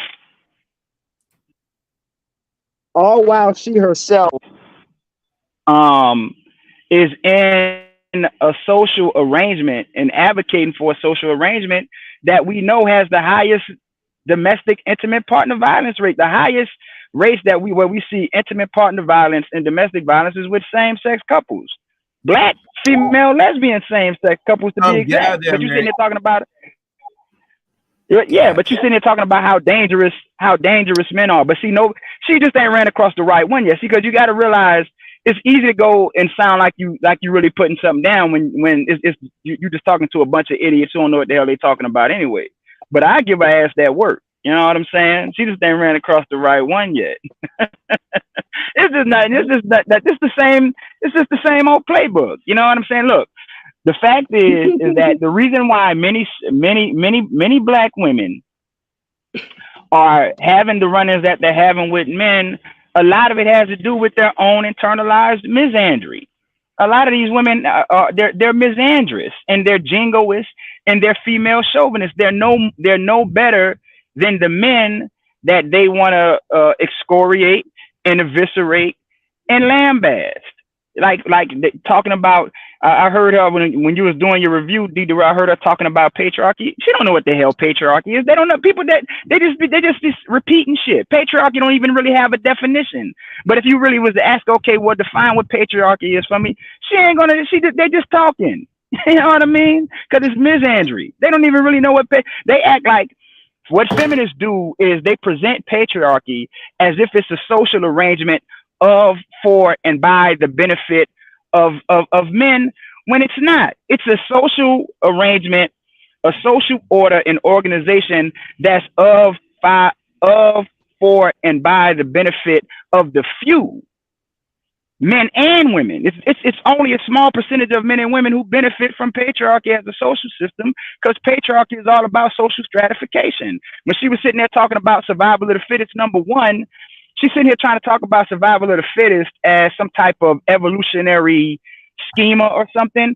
But if you really understand where survival of the fittest come from, that's a 20th century term, white supremacist term at that was created by a capitalist. It doesn't even have anything to do with evolution. They meant it totally within the framework of social Darwinism to justify why some people were rich and some people were poor, ignoring the way that the society structured wealth and privilege to only benefit a certain portion of that society's populace. That's where that whole term came from. So just off of her, what she was saying about survival of the fittest, the male has to survive. Well, look, the woman has to survive too. If you want to talk about evolution and, you know, the man has to be capable and all this hoopla she was saying, okay, but the same thing applies for a woman, because this is the thing. Generally speaking, there's a feminine form that men find the most appealing and the most attractive. And so if you're a woman who falls outside of the scope of that, guess what? You're going to have a hard time getting done for you, boo-boo. You're going to have a hard time finding a man who's going to even want to provide stability, safety, structure, these things that makes your life on this planet more hospitable. So it goes both ways. Survival of the fittest just don't apply to men. She's saying it like it just apply to the men, and women just get a free ride because they got a vagina. But let's be clear, all vaginas ain't created equal. Facts. Some vaginas are more desirable than others. So what the hell are you talking about? Facts. But that's how she got in just with the saying men. dumb shit, man. That's how she got in with the men. She put on the aesthetic. See, y'all see the hair and the makeup. She didn't used to look like that. Man, I don't care what. Okay, I guess. Man, see, I don't even want to talk. I don't even want to talk about. Let me say this though. Hey, D. Durrell, you're a fool for that thumbnail, man. You're a fool for that. You're a fool for that thumbnail. She's been working on this almost 20 years. And I remember she used to have the baseball caps on, the sweatsuits, the t-shirts and stuff like that. Then she leveled up. She started cooking in the kitchen, presenting the meals that she was cooked, plated up nicely and things like that. And now y'all got her with the blazer on, with the titties out and the long weave and the bum makeup. It's called she game to get the men in, because the men are gonna look at her and find her aesthetically pleasing, and then she gonna talk that shit that's gonna draw them women in. So my thing is this. Wait, Darrell, I just want to say something real quick about what Amiri said about attractiveness. When my husband asked me why I decided to marry him, I said, because you're stable, you are honest, you're hardworking. I said, well, what made you decide to marry me? He said, and I quote, because you was a light-skinned cutie with a big fat booty and you could cook chicken cutlets. Did you hear me? Oh, wow. Okay. That's what he said. I don't know how you take that, but I mean, I know a lot of women would have issues with that, but okay. I mean, I get it. If that he was being honest. He was being honest. Great. And then I looked at him and I said, are you serious? Because I was a light-skinned cutie with a big fat booty and I could cook chicken cutlets. He said, baby, I knew you'd be a good mama. I knew you could clean. I knew you could cook. I knew you had a brain in your head. That's why I married you. Okay. Mm-hmm. Yeah, it's really just that. It's really just that. And the big fat booty. We're very simple for what we look for. We don't look for 100 different things. We look at about 5 to 6, 7 maybe key things, and that's it. We're not looking for this super out of this world type person. We're very simple, but what we want is what we want. That's the damn truth. What that man wants is what he wants. And I can talk about how, some women will say the man is the head and the woman is the neck, and the neck controls the head. But then I say this, without the brain, the neck wouldn't know to move. Right. Okay. Well, according to her, the male, if a phone is the woman is the brain and the man is the cord. that is our position in life. That's what she taught. Hey, D real like we're nothing but physical power. Can you hear me? Things up. That's it. Go ahead, brother. Yeah. The conversation got so heated, man. My damn iPhone said had the temperature thing on it, so I had to switch phones.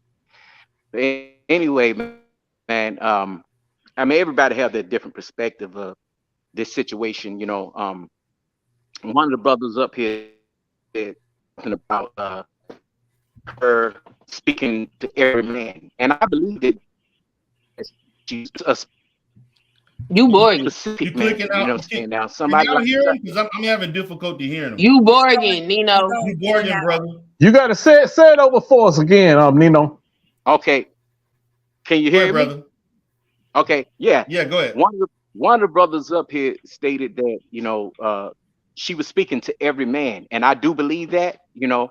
But I also believe that a specific type man has done something to her, but that doesn't mean that you know, every man has done something to her. But you know, I think that she got super hardened, you know, from her traumas, and every time she, you know, have these kind of conversations with men, you know, it's a problem. She really need to go talk to somebody. You know, Yeah, she that's needs the therapy. issue. Yeah, and then she put herself in a I knew that situation. within 5 minutes of listening to him. She is trauma bonding. She has not healed. Uh, I think there's some other things going on with her outside of that, or in conjunction with her traumas that have not been diagnosed. And she should not be teaching anybody anything until she heals. Because all she's going to teach is pain. Or she's going to teach women to be in conflict with other men. And that what's going to happen is all these women who are paying for her services, because she's making good money off those books, and she also has those workshops. I know somebody that actually went to one of her workshops, and they paying good money to go She's to a true those meaning. workshops. She's a true meaning of a feminist. I mean, everybody running around here talking about feminists, but she is a feminist, a serious one. I'm talking about one of them black ones from back in the 70s. Yeah, I'm gonna say this, like just in modern time, just all Western women are just going to be feminists. They're going to be feminists in their orientation. It's because it's just the way they're socialized. It's you know, there is a heavy misandric, you know, lean to the social narrative that dominates the dynamic between the genders. You see what I'm saying? See, what the problem is when in the wake of, because I even heard D. Durrell mention that about first wave and second wave feminism, and I agree with him. That's when I speak about feminism from a place where I'm giving it some support. It's coming from that first wave and second wave. But what happened? Men didn't adequately push back against a lot of the narratives, the one-sided narratives that feminists were given. So we never really checked the veracity of the statements and the narratives that feminists were putting forward. You see what I'm saying? And so now it's become so ingrained in the society and the culture that we just take these things at face value. And so now you like this, like I tell my sons this, if you want to know if a woman is going to be good for you as a mate, if she has this position where she wants to try and use her relationship with you to litigate the history of these perceived injustices of men, get rid of her ass fast. You see what I'm saying? That's good. That should be an automatic disqualifier. Thanks, because I'm gonna tell And you can't. yeah, I can't pay for what somebody else has done to you. You know, if you got problems, you come in to something new. The purpose for you being with somebody new is to be happy, not to talk about what some other nigga done to you. But then and see, that's exactly what I'm talking about, bro, because a lot of times these are one-sided narratives. So when you even hear her talking, I listened to some of that breakdown. So when she's talking about some guy beat out 40,000, some dude in the Nation of Islam or whatever was doing all, that's her narrative. But we don't, it's always two sides to a story. And this is what I'm saying. A lot of times when women are given their side of the story, the man isn't around or isn't even engaged enough to kind of push back and say, well, hold on, wait a minute. It wasn't like this. It was more like that, to kind of give his side to bring some balance. And so because that has been the predominant theme in American society since the feminist movement, especially in Black society, now we have this just one-sided, skewed perception of men. I mean, to really sit up here and suggest that men are somehow incapable of love, that's a highly dangerous sentiment to be peddled out here in the society. But if a man was to say that, hold on, if a man was to say something, to say, well, like the Andrew Tate, for example. So if Andrew Tate says, well, a woman is fundamentally incapable of running a Fortune 500 company, everybody and their mama would view that as sexist. They would view it as misogynistic, and they would push back against it. But because of what I'm talking about, you have these women who are misandric, and they can come in and they can make these assertions about men fundamentally questioning the character of men as if men are somehow incapable of love. That's how you dehumanize men. And this is why a lot of sisters find themselves being confronted with the black manosphere. It's a chicken and the egg type of thing. You see what I'm saying? Exactly. I'm here for it. Can I cut in for a moment? Yeah, go ahead, Samba Queen. Virtuous Woman TV made the comment that I was chosen for my utilization, right? We both choose each other for our utilization. A man has a different use than a woman does, but yet those two uses unite, and that's what makes us one. That's why the Bible says, and the two shall become one flesh.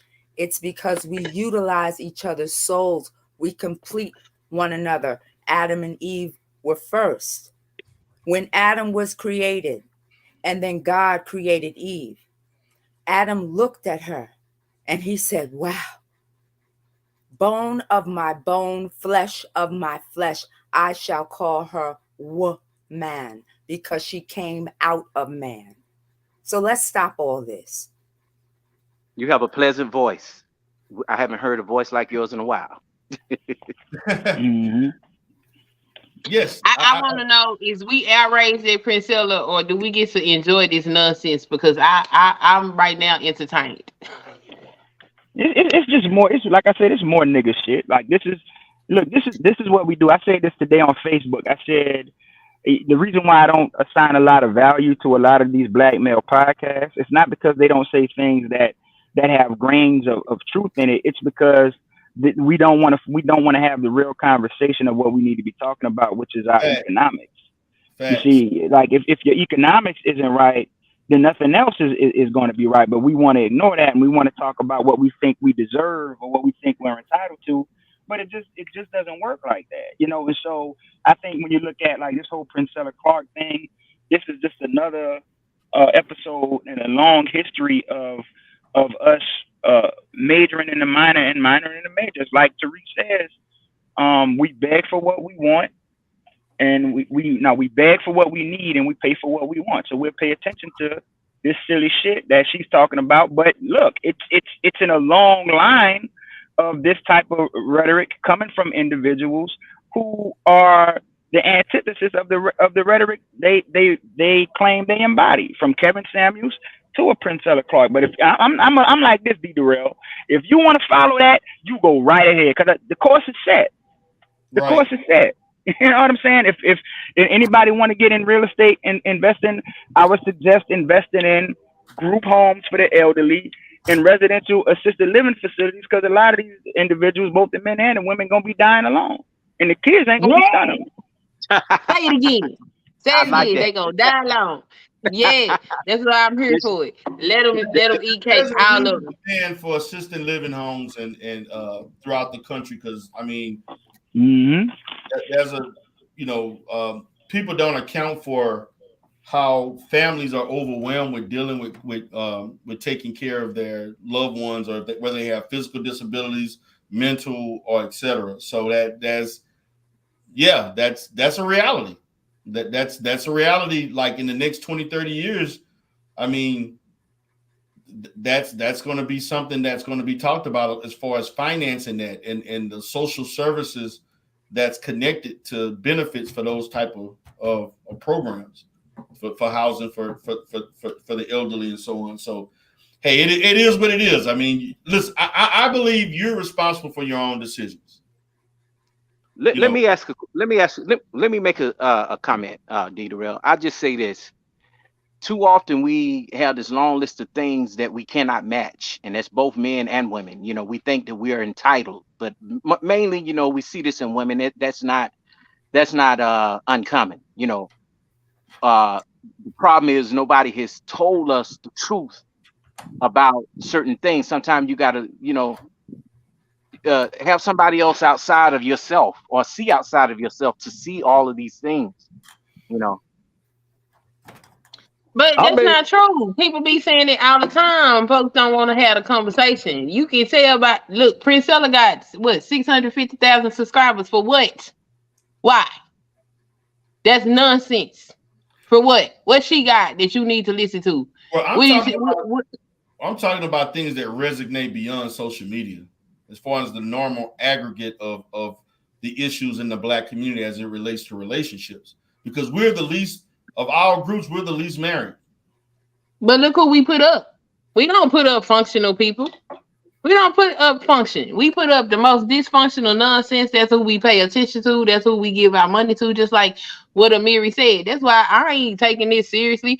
If you crazy enough to sit over there and believe what that woman is saying, that's where you deserve to be at. You need to stay over there. And all the same people that know better, you know to stay away from them type of folks. That's how I feel about it. Like the manosphere, finna get the hell on. They crazy. I ain't finna keep going because I'm not insane. And I feel like she is the answer to that nonsense, and all of them just need to, let them fight each other to the death or You to know, the here lately, loneliness. a lot of things have come to surface. I mean, even the passport bros, even Austin Holloman is waking up to certain things. But it's to be expected from a dude his age because he's 23. And he's still learning. But when you got men that are 50 and they following that passport bro, thing, that's an issue as well because they're not looking. We done had these talks over here, They're Dieter. still not married. Yeah, or at least have not been married. I'm not married. I've been married. Had my problems, had my issues. But at the same time, I'm not blaming people for that, nor am I trying to just go to a different country to show, that I can get a woman on. This is what I got. Look, black woman. But even Austin saying, I'm disassociating myself with the passport bro. Yeah, he has. I mean, what I don't like about it is this, like, the media is influential. It's very influential, and it can lead people astray, especially the vulnerable. What I mean about the vulnerable, I mean the people that's broken already. You know what I mean? That's the manosphere and the rest of these sisterhoods that have a big influence on women and men. But especially, that's it can be detrimental because there's a lot of broken people out here in this world than you think it is, man. Oh, I know. I see him every day. Yeah, everybody ain't strong, and I think that, and I know that Coach Greg Adams, he often say black men don't need therapy. That's a lie because everybody ain't strong, and if they don't think like him, of course, he's gonna pass judgment on them as well, But Well, we what I'm gonna say is this: there is a slow, steady increase in black men being open to therapy as opposed to 15, 20, 25 years ago, where it was very slim to none. But there is a steady influx of black men who do seek therapy, whether it's for themselves, for their family, for their own mental health issues. It's not a huge growth, but I think we're slowly getting away from that. But let me ask you a question: as a therapist yourself, do you think more men would seek therapy if they had somebody just like them that they can talk to? Because look at what happened with the therapist that you covered, the female therapist. They no longer trust. Yeah, but that was an anomaly. Most black female therapists would never say anything like that. And I know because I've trained at least 50 to 75 black female therapists in my career as a supervisor, and they would never do anything like that. What we found was someone who had some issues, and she went on social media irresponsibly, not thinking about. You don't talk negative about your own clients, and that's what she did. You don't that to me was very unprofessional, and She violated HIPAA and now she freedom didn't of violate information. HIPAA. She didn't violate HIPAA because she didn't say any personal medical Oh, okay. information. What she did was for a company that is that caters to black men. At the time, she was in a facility that basically provided services to men for the most part, whether they were out of jail or whatever. It was mainly geared towards men. She spoke ill of the men who sought her services. So, what man would want to seek services from a therapist who views them in that from that perspective? So that was a big time, and that's why she got let go, because what she did was not. I wouldn't. It was in the gray areas. I would say it's unethical. It was unprofessional. Mm-hmm. That was the Yeah. issue. She was very unprofessional. And I'm gonna say this. And I know a lot of, and then I got questions because people think, well, and there are black men, there are also black women who think that, okay, if I'm gonna go to a therapist, I'm gonna go to a black woman. If I'm a woman, if I'm a black man, then I'm just gonna have to go to it. That's not the case. To me, you should be worried about the skill or you're Borgin, level Peter, you're Borgin. and the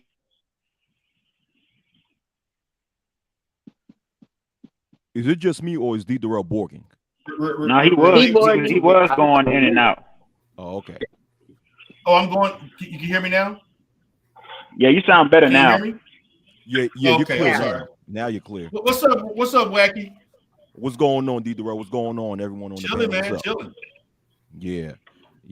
But what I have to say is, I guess I'll just be making the same point that a few people in the panel made, that as far as the person that you're talking about in the panel, she's just selling another grift. That's all it is. Like the many people on social media, they're just selling another grift. And the unfortunate thing on Black YouTube or Black social media in general is that grifting is the most popular thing in the Black sector of social media, because so-called Black people, we just love to hear grifting. We love to hear dysfunction. It's probably it's like one of the most entertaining things that so-called Black people like to watch on social media. And then they could be part of the grifting where they could share their pain, and you got people staying in pain. She's nothing but the reverse version of the current Black manosphere. Because when you look at how a lot of, even though I'm a member of the so-called Black manosphere myself, but I have to admit, when you look at the Black manosphere within the past, I'll say 5, 6 to 7 years, what they displayed is no different than what this female is displaying right now. She's using their tactics. She actually is. Yeah. And then it seems like very few people see that. She's using their tactics and she's benefiting big time. And not only that, not only is she using the tactics of the current Black manosphere, but she's benefiting from using these tactics more than a large portion of the current Black manosphere. When you see her popularity, and the current Black manosphere and Black social media in general is giving her more popularity due to the dysfunction that she's portraying. So it's like giving her that attention, she's benefiting from it. Right. So like what I can say to that, Wacky, she is marketing herself a lot better. Yeah. She is marketing herself great. She's done a great job of marketing herself too. Yeah. Like she's done. I gotta give props where props is due. She definitely has marketed herself to a level that she can, be at this level so quickly and on multiple platforms. Yeah. And that is true. That is a good point. Right. But the more attention she gets, the more she benefits. But may I tell you too, me and her, we used to speak on the phone before she was popular on YouTube. So we used to be cool, because we was friends on Facebook back in like 2016, 2017. Okay. And my post on Facebook had some level of popularity at that time, right? So she wanted to speak. She wanted my phone number so we could speak over the phone. So we spoke over the phone. We became cool for a little while. But the thing is, the more I spoke to her, the more she started saying things that we hear now. And I used to shut down those talking points, to the point of the fact that she got tired of me shutting down her talking points. So in 2019, me and her just agreed not to speak to each other anymore, which I told her, I said, I'm not losing anything. So if that's what you want, that's cool. Wait a minute, hold on. Wait a minute, Wacky, because you're saying a lot. That's a lot of what you're saying. I'm sorry. So what you're saying, you heard the genesis, like, because she's been on Facebook for a long time before she even came to YouTube. and I understand that. But I'm speaking of her rise to where she's at now. On to me, I feel like on YouTube, her popularity really took off fast from my perspective. Yes. You know, I mean, others that I guess follow her closely may think otherwise, but when you had these disagreements with her, because what I'm seeing is that the minute somebody disagrees with her, she gets upset and angry. Like, you got to listen to me. Like, you know, she literally says, "Listen to me. You're not listening to me. You're not like." If you ask a question that is in opposition of what she says, she automatically thinks you have to agree and you have to listen to her. If there's no we can just agree to disagree, no you know, meeting in between, you know, maybe I can compromise. There's none of that with that. I mean, kind of walk me through the texture of that conversation when you disagree. Like, what was her emotional response? Yeah, okay, yeah, because this happened like maybe 4 or 5 years ago, so I can't give you like the exact details, but in general, when I would disagree, like, Diderot, you know how I go, you know how I operate. Like, I would question certain things. If something doesn't make any sense, so I would ask a very logical question. I'm like, okay, if that's your logic, then what about this? Then how does this make sense? So I would just ask her questions. And when she was not able to answer these questions, she had a habit of making these ad hominem attacks towards me to try to make it seem as if there's something wrong with me for questioning the things that she would say. You know, and she would get upset, especially on Facebook, where I would respond to some of her posts that didn't make any sense. So I would respond with just very simple but logical questions that she was not able to answer. Then she would get all pissed off, and then once again would try to make it seem as if there was something wrong with me with these ad hominem attacks. So when she would throw these ad hominem attacks, you know, I just left it alone. I'm like, okay, you're upset over a disagreement. All right, cool, whatever. You know, but I would, like I said before, I would question her and some of her statements so many times, and she was not able to give a proper response. So she got so frustrated that in 2019 we just decided not to contact each other anymore, and I was all right with that. So hey, whatever. Yeah. Is she no different from these manosphere, brother? She's just a reflection of the manosphere. She deals with absolute ad hominem attacks, and she get defensive, and the manosphere the same way. That's why I stopped going on some of these dudes' panels, because it's just the same. It's the same thing. They overtalk you. They get defensive. They use ad hominem attacks, and they deal with nothing but absolute. Yeah, and there's no it nuance. has to basically be in sync, you know, to everybody agreeing. You know, I used to roll on a panel where, you know, everybody didn't have the same, you know, viewpoint. You know, and that's what get the conversation started. It's more for me of why you think the way you think versus, oh man, you're wrong, or why can't we just, you know, agree together.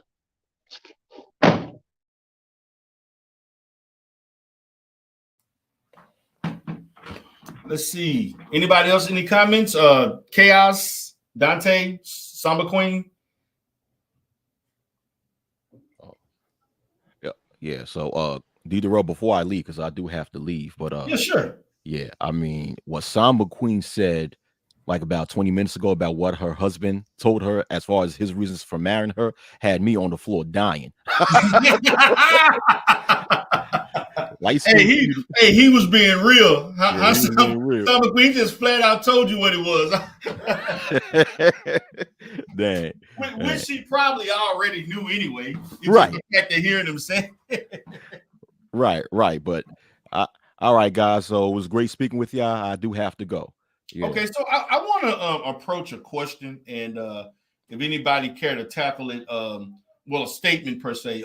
Virtuous Woman TV, and shout out to her. She stated men need to stop calling women upset when they are being abusive. When they're being abusive, upset is a fleeting emotion. Abuse is a problem. So what do y'all think about that? Well, let's look into that. If you have gone through serious abuse, usually when you've been touched and you get to a certain point in life, you have to take the necessary work. And this applies to not only the women but also the men too, because men do get it too. You're gonna have to do some shadow work. You're gonna have to deal with the therapy. You're gonna have to do what's necessary to get healed one way or the other. Because what happens once you go for that and you do not resolve it, it's gonna lead you to damnation. You're gonna have the constant dreams, the unusual outbreaks, mentally, spiritually, because that episode will never lift it out of you. So you must do what's necessary to find ways to slowly resolve it. It will not be healed completely, but you could find ways to wholly get to really deal with your traumas properly. That is our responsibility as adults when we get to a certain age, and we know now. With the technology we have now and the people that do the therapy either online or in person, we have to do the work. Because what's gonna, like I said before, if you don't, you're gonna pass this down to your future offsprings and anything else spiritually move forward in your life. Can you put that question back up so that I could really assess it? Yeah, sure. And I just wanted to add, I want us to understand that it is okay to be angry. It's a natural human emotion, and it also can be a logical response based on something that occurred to you, such as abuse. Like nobody gets abused and say they happy about it. So it's okay to be upset. The problem is that how you channel it and how you can cope, the ways in which you can cope with that anger or whatever other emotions that, whether you're depressed or anxiety levels that are attributed to based on that abuse. It's how you cope with it and how you function with it. And there are positive ways that you can learn as far as positive coping mechanisms in order to channel and express yourself. And there are many times when people come to me with similar situations, they are angry. They should, and I want a person to express in a therapeutic manner the anger and what they experience. So it's not necessarily running away or fleeting. It's the fact that this happened to me. This is how I feel. I want a person to express how they feel if that's their true response to that situation. So the issue with Princella is that she is using her trauma to convert people to think and act and react to things and perceive things a certain way for her own benefit. That's the issue that I have. And also, she assumes that every woman should think and feel the way I do. And to me, that is cult-like behavior. And it doesn't show growth. That's my perspective. But go ahead. Yeah, brother. and it doesn't show growth. But I'm reading the question, and I think what she feels, of course, feels like most men dismiss the traumas and the pains that women go through. Now, I personally don't, but I wouldn't put myself in a situation with a woman like that. I want her to go get help first. Same as she probably want the same for a man that she get involved with, because these are familiar patterns that nobody can solve but you yourself and a professional. And I like what you said. You want a person to come to you mad because I don't want them to. I don't want them to be mad. What I want them to do is to express the emotion that they have. And if anger is the emotion, I want them to be able to express it in a positive therapeutic manner. So and I get that, but I get that, but what I was saying was, even in that, you could show where your therapy is working if you could show the progress. Because I tell you, some people have really gotten that help, man, and they look back and say, damn, I was really mad for nothing, or I can see that I've come a long way.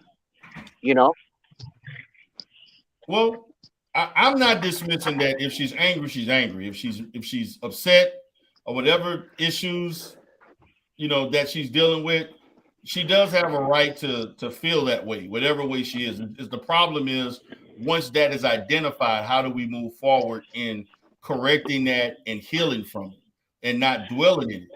And so That part. I'm gonna let Virtuous Woman TV speak. Miss Samba Queen, if you want to indulge in this question, you can.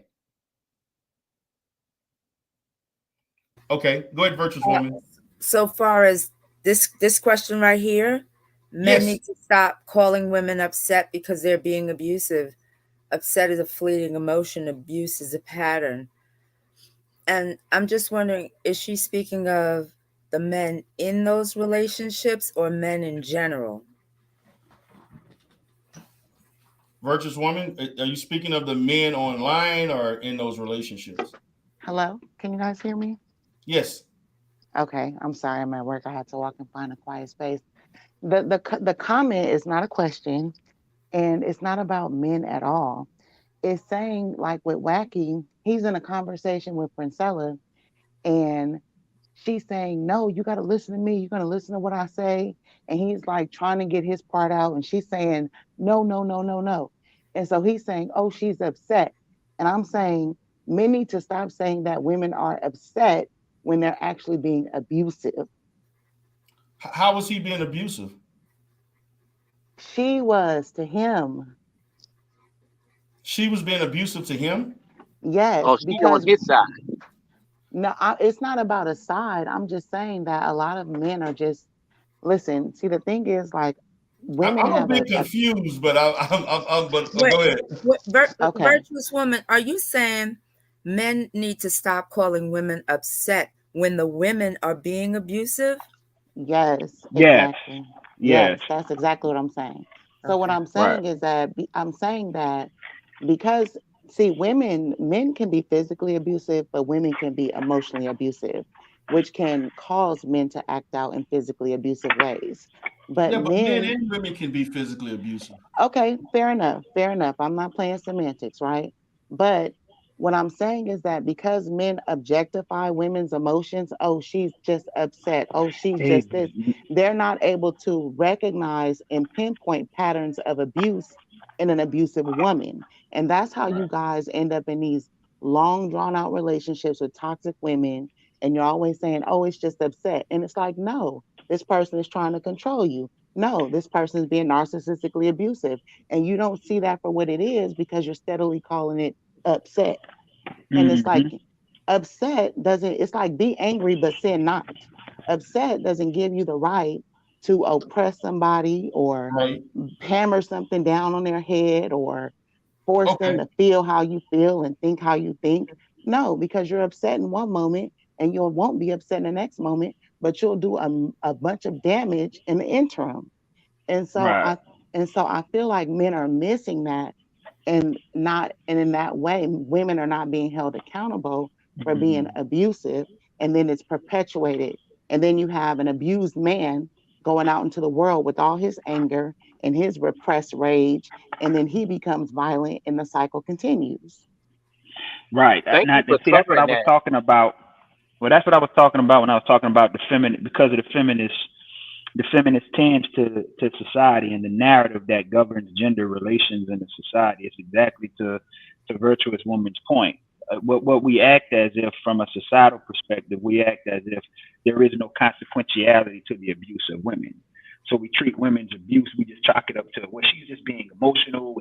And so, for example, right, one of the tropes that exists within our society is this idea of a woman giving a man the silent treatment, air quotations, silent treatment. But that is very much a form of abuse. It's a form of emotional abuse. You see what I'm saying? But we Absolutely, treat it, yeah, absolutely. right. We treat it as if it's inconsequential when it's not. You see what I'm And saying? then So, and then yeah. to the flip side, it's very passive aggressive, right? Because I myself am guilty of that. And I think just as society, as women are not, socially, it's not socially acceptable for women to express physical rage. And so we do have a bunch of emotional defenses that we use in place of physical rage, but that have Okay. the same effect.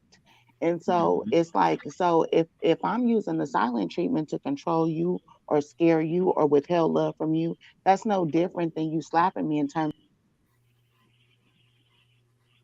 Ah, damn. What happened? She fell off. She dropped off. Yeah, That was real come back. good, You man. were just giving a good point. I just, Yeah, you know I what, just man? want, I'm I so want to add to that real quick. I want to add Yeah, to go that ahead. real Go ahead. quick. Yes, ma'am. It's strange. It's always been strange to me how a woman can say she was emotionally abused and she'll get a lot of sympathy, but you never really hear men say, I was emotionally abused, do you? No, you don't, because men don't want to admit to. Well, most men don't feel comfortable admitting that they've been abused by a woman or anyone per se. Man, Can that y'all is hear so me? I mean, true. that's just the reality. Most men are not Right. comfortable with admitting that, because to a lot of men, that's a sign of weakness or perceived It- weakness. yeah, men are But you gonna get guys are, judged. but you guys are, but you guys are, the problem is that you guys are acting it out. You know what I mean? So I have just through my awareness have seen that a lot of the men that women are upset at are men who are acting out of being in an emotionally abusive, toxic situations with their mother, with their girlfriends, where they had to concede and repress their emotions. You know what I mean? And so they're acting out in ways that are unfamiliar to the woman. And because we do control with emotional abuse and scare tactics of withholding love and affection and things that they need from us, it's just going around and around and around. But the woman is never called out for her role in the perpetuation of the cycle. But we're Can I always can I trying to say be this real quick? glorified for No, being the goddess and the mother and the creator, but we don't want to take responsibility for creating the Now, toxic male. Yeah. no, I'm gonna get. we're enabled to I'm, do that by the media, quite frankly, because now that's let called me. female empowerment. That's why. I just had a thought right quick. Now tell me y'all if this qualifies as abuse. Is this something that women do? What about revenge cheating? That's a form of abuse too, ain't it? Well, cheating is a form of abuse. Cheating is a That's Period. not form of the emotional abuse, period. I understand that. I understand that. But what I'm saying is I'm talking about revenge cheating as its own thing. Okay, you claim that you're going to work with the person, you're going to forgive the person for their indiscretion, and this is something women predominantly do. And then what they really know is that what they really going to do is they're really going to keep that in their back pocket for when the Right. time comes. They're going to get it on with a dude, and they're going to do it from a point and a place of getting I got my lick back. Is Yes, that or is it not a form? That's a form of abuse. it is. Well, It is, I and would it's done. I It's I done. would say for one, I want to clarify two things.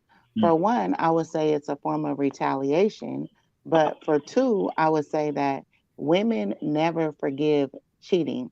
And the reason why this is because cheating is the undoing of what a woman has developed herself to be. And so what happens is you try to forgive and you try to contend with it, but eventually you become a shell of yourself and you don't like who you become. And so through that resentment towards him changing the pure Mm. essence of who you are through his indiscretion, you try to passively aggressively take that back out of him.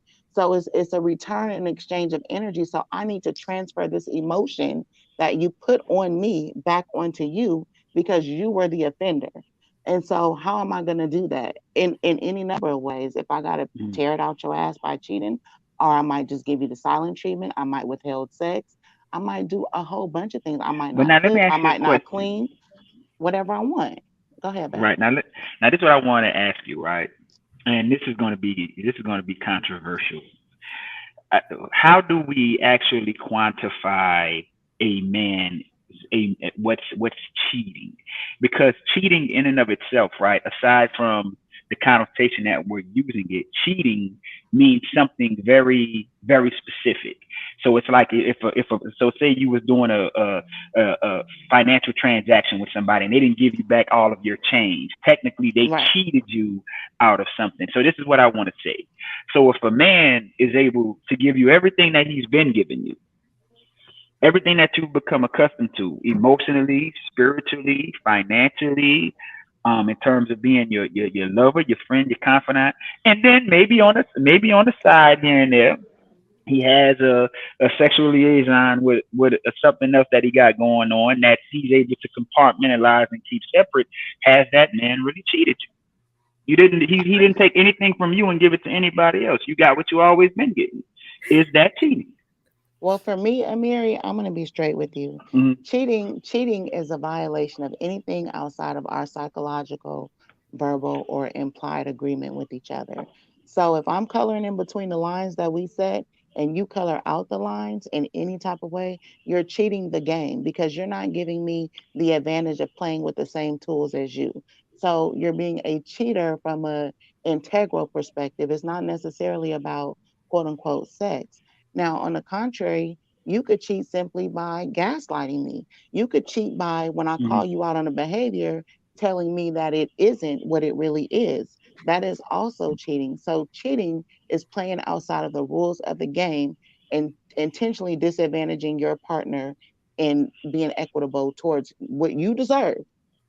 Right. So if you feel like you have the right to have some ass on the side, then you should give me the right to feel the same way.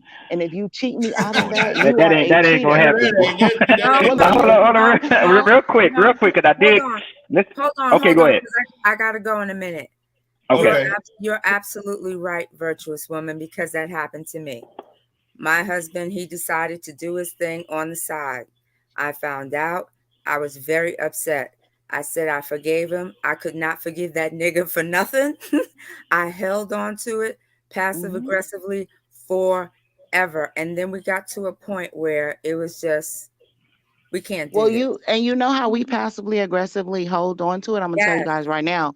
What we Yes. do is we go post move and we make it so that you can Yes. never satisfy You'll us. never So when you satisfy it. solve one problem, we'll come up with another and another and Yes. keep you on that proverbial wheel of Forever. heightening. But really, what it is we don't fuck with you, and We so don't we keep on raising the bar to make it impossible for you to ever please us because you will never do that again because you Never. robbed us of pure love. Yes. That's Okay, it, now and let me that's ask you a all. question. No, wait. You robbed us Okay. of the Cinderella story. You see, we grew up with Snow White, with Cinderella, with Ariel. You robbed us of that because you promised that you'd be true. That's what you promised. It's not about dick and pussy. It's about a promise we made to each other, and you broke that trust. And I can't get that back now because the purity of that is gone. So you know The what innocence happened? is What lost. exactly? Okay, So ladies. what happened? Wait, hold on. So what After y'all, let me happened? get in. What happened was he determined, I want you to be free and I can be free. Don't ask, don't tell.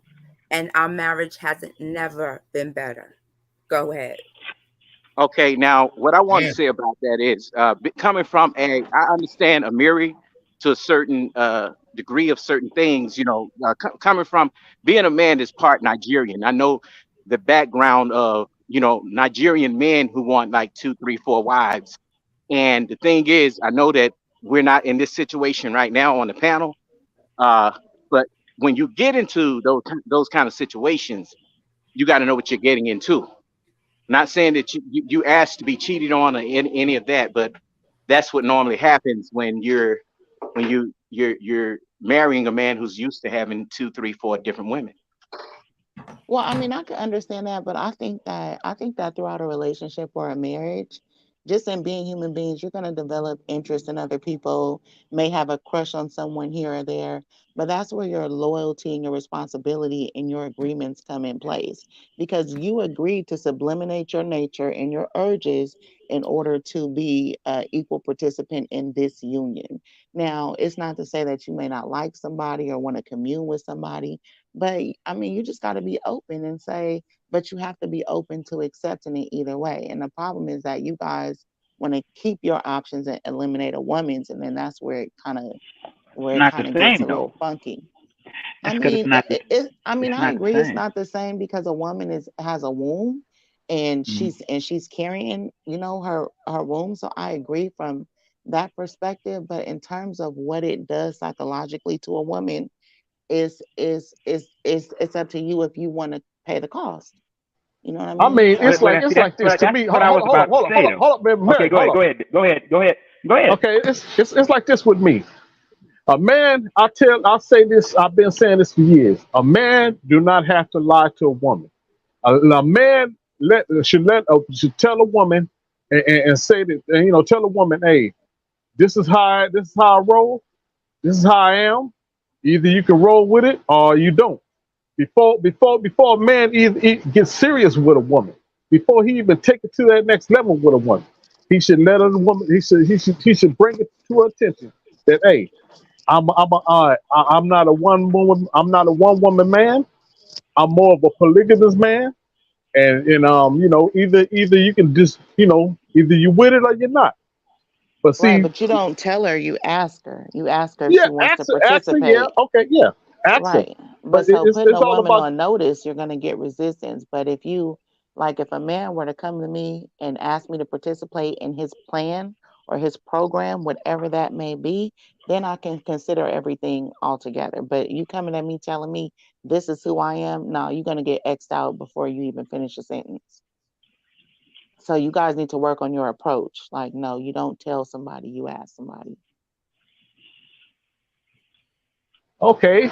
All right, go on, Amir. No, I was just gonna say that's what I was gonna talk about. I was gonna talk about disclosure.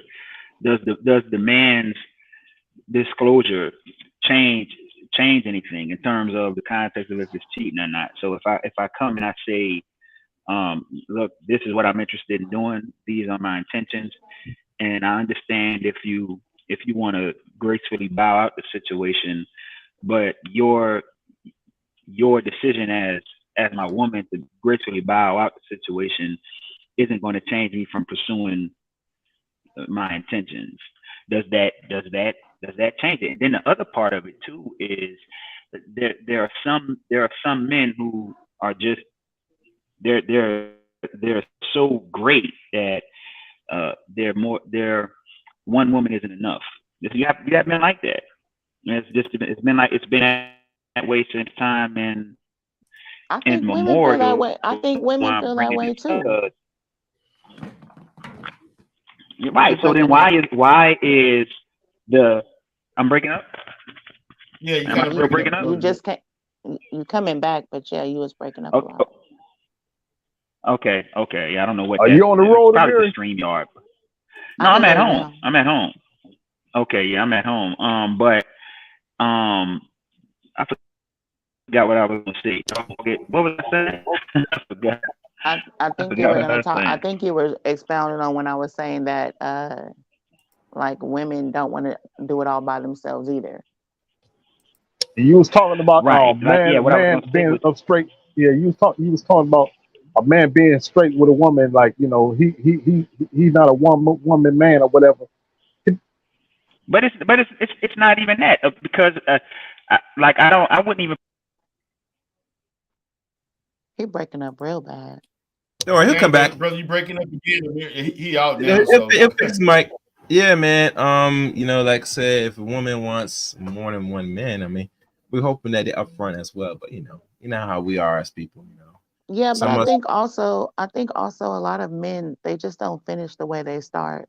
You know, like when men are pair bonding or in their mating ritual, as a woman, you get a lot of FaceTime, you get a lot of 3 hour, 4 hour, 5 hour conversations, and over time, that's just not going to be the normal rhythm of the relationship. But the problem is that when men are meeting a woman and trying to court her, they're expending all of this extra energy that they don't Hold have on. intentions on maintaining over the long haul.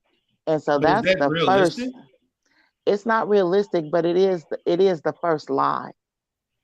It is the first way that you guys set Why you ain't tell me you a got a ticket? distrust. So are you saying that men are Yeah, why you ain't pretending tell to me you? like women that just in the hopes of getting sex, and once that's achieved, they kind of taper off and don't I give don't as much even I don't attention? even think it's a sexual thing. I think that if a woman just bides her time with a man long enough, then she will learn what his natural rhythm is. So a lot of men are loners, a lot of men like to think, a lot of men like space, but in the first few months of a relationship, they're on you like a shirt. They don't have they're not going to be able to maintain that energy. And they know that, but they still give it because they like the girl and she's new and she's shiny and she's bright, but eventually they're going to shelf her and go off to be men again. And so it's setting up a false expectation in the woman, and that's puts the initial lie in motion, which is that I'm going to be able to give you all of this energy and attention on a consistent basis, when in fact he's not. You know what I mean? Now, Nah, are you no, speaking but general, or are you I just get what speaking? you're saying, but I don't know if that's representative of all relationships. I do think I that don't it think is. I don't think it's representative of all relationships, but I think almost every woman can tell you that initially you fall in love or in liking with a man because of the amount of time that you guys are spending together, and which makes you feel like he's emotionally present and available. And if you just bide your time a little bit, you will find out that they're not. They're just courting you. Yeah, got you, bitch. You know. Don't you want to be courted? Oh, it kind of sounds like Priscilla Hold on, talking point here. hold on. But don't women want to be courted? I feel like women may want to be courted, but it's not about what we want. It's about you being a man and saying that this is the standard over the long haul and what I can sustain, and allowing me to choose. When you Yeah, court but from me a man's outside of your perspective, we are going to look at what you want. right, but when you court me outside of your natural rhythm, then that's almost like that's cheating. You see what I'm saying? Because it's not true. You're not gonna give me that. You know what I mean? Now, So just go ahead. I'm sorry. well, I wanted to ask you this. Can we speak on the compartmentalization of men that women do? Like, so like Yes. when you're talking about the courting thing, right? And the guy spending time and stuff like that. But women put men in categories the same way men put women in categories. So you might feel like this guy is good for a long-term relationship, but this guy right here, the jawline dude, I just want him to blow my back out. I just met him tonight. You know what I'm saying? I think that's kind of to what I think that's kind of to what um D. Darrell was just saying, right? You know what I mean? Like, how does that factor into all this? And I'm gonna say this too. This is why you see like a lot of these red pill men say things like what they say, beta bucks and alpha fucks and beta bucks or something like that, because you're putting certain standards on the guy, these suitors that you have based on the category you have them in. And so the guy that you apply the least amount of standards to is the guy that you just want to blow your back out. And he can just come over with a fifth of Hennessy and a blunt, and there's no got to spend no time or nothing, and he already getting the goods. Well, this guy over here, okay. You want to make him go through all kind of hoops, and he got to spend time, and he got to serenade you like Usher. You know what I'm saying? Well, So let me what's up tell you with that? this. I'll tell you this, and I'll be honest with you. Now, for one, it's based on attraction. So they have that axiom that says a woman knows within the first 5 minutes if she wants to sleep with you or not. That's actually incorrect. A woman knows within the first 5 minutes if she's not going to sleep with you. But That's true. I see out the what people who you did there. Xing out the people who I'm not going to sleep with, there's another pool of men who I'm going to be very wildly attracted to, or who I might need a little bit more convincing from. So I might want to have sex with this jawline guy because of my physical inclination towards him. But the other guy, maybe he makes me laugh. Maybe he makes me comfortable. And maybe we're just hanging out one night on a Friday and I feel so good, and I just feel liberal that day. But it requires more effort on his part because I only have a mid-grade attraction and sometimes maybe even no physical attraction. But his personality might get me. He might slip and fall on some pussy. That's how that goes. So it's that's just what it is. Okay. All right. I mean, fair enough. So then See, my that's that question, game. That's that red pill game. but this is my question. This is my issue. My issue is that why would you, if you know a guy just because just physical alone and nothing else brings about any level of compatibility, why would you compromise yourself with a person just on physicality alone and no other qualities? Because women enjoy sex, and society is teaching you guys that women don't. No, I don't. I never heard that. Yeah, but I think I that ain't never heard a woman no, enjoy sex. No, I mean, no, what she's saying is true because it is. I mean, listen at what, yeah, because hold on. Wait. Slow down. Let's okay. slow down. I want to know where are they telling women outside of the Victorian time, the Victoria era, and things of that sort that you should not be enjoying sex. Okay, All I'll I ask see you. is sex. I'll ask you. No, I'll ask you this: if Gotta if answer it with was a question. if it was popularly known that women enjoy it just as much as men, do you think men would submit themselves to the process as much as they do, knowing that we wanted to? But I'm gonna say now. Let me say this because I remember y'all. I remember this was like in the '90s, and I remember it was this mass epiphany of by men that wait a minute, these women want to do it just as much as we do. It was like I remember that era. It was a light bulb went off. You know what I mean? But I think when you're a young teenager, it's a lot of the girls who are more sexually provocative and aggressive towards the men. Men be scared. Okay, so where I certainly had a lot of them, you know, taking advantage of me. I mean, where was this teaching? So where was this teaching about women should not enjoy sex? Where was this teaching at? Well, it's not necessarily a teaching. It's the socialization. Even the Right. process of the men having to pursue the woman for it and her not being able to pursue him for it. That in and of itself implies that she doesn't want it as much as him. But It's behavior. don't women teach other women that? I mean, I think Yeah, other women incorrectly teach themselves to that their virtue is in between their legs and to hold it over a man like a steak for, I think that's incorrect, but I don't think Now let me it say this goes though. beyond Now that. because there is I think this is where you get this nuance, right? Because for men and women, we can want it just as much as each other, but the difference is it's easier for a man to find pleasure in the act than a woman, because for a woman it can be hit or miss. Like a woman, she can go to get with a guy and then he got a preschool too, so now you done kind of struck out with. Meanwhile, he still won't get his rocks off. It's just inherently a dicier proposition Right, for but a if woman than men, it is but for a don't you man. think, if men knew that women enjoyed it, then they would have to We do know that. train. We know But that okay, already. no, but I'm saying, like, don't you think that they would know they have to put more effort into how they perform and getting it right, and that mutual feedback and agreement? which You know what I men? mean? Well, Because I think that's that I don't know. To me, you can't assume that goes with communication. Well, what I mean is that if a man assumes that a woman is giving him something instead of taking it from him, I approach it like I'm taking something from him, not I'm giving myself up.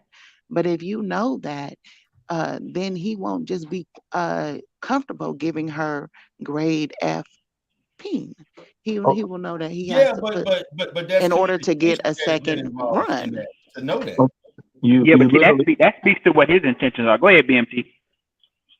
So I mean, like I've heard songs way back in the 40s and 50s about the milkman and sneaking over to go see Mrs. Jones. So those things or these notions that women don't like sex. I mean, they have whole song. I think there's a song. I remember when people were making a big deal about WAP. There was a woman singing a way more provocative song about sucking and fucking back in the day. And hell, we had it called the Boom Boom Room. So we're not going to pretend like those places didn't exist No, out but and I about think and around. Now, when it comes to that of how it was accepted in society of the hypersexual behavior, if you're speaking of that notion, those were call outs of certain behaviors that were looked at and chastised upon. Okay, we don't think you're mature enough. If you made a decision and you cannot own that decision, then you have certain grades that would step in.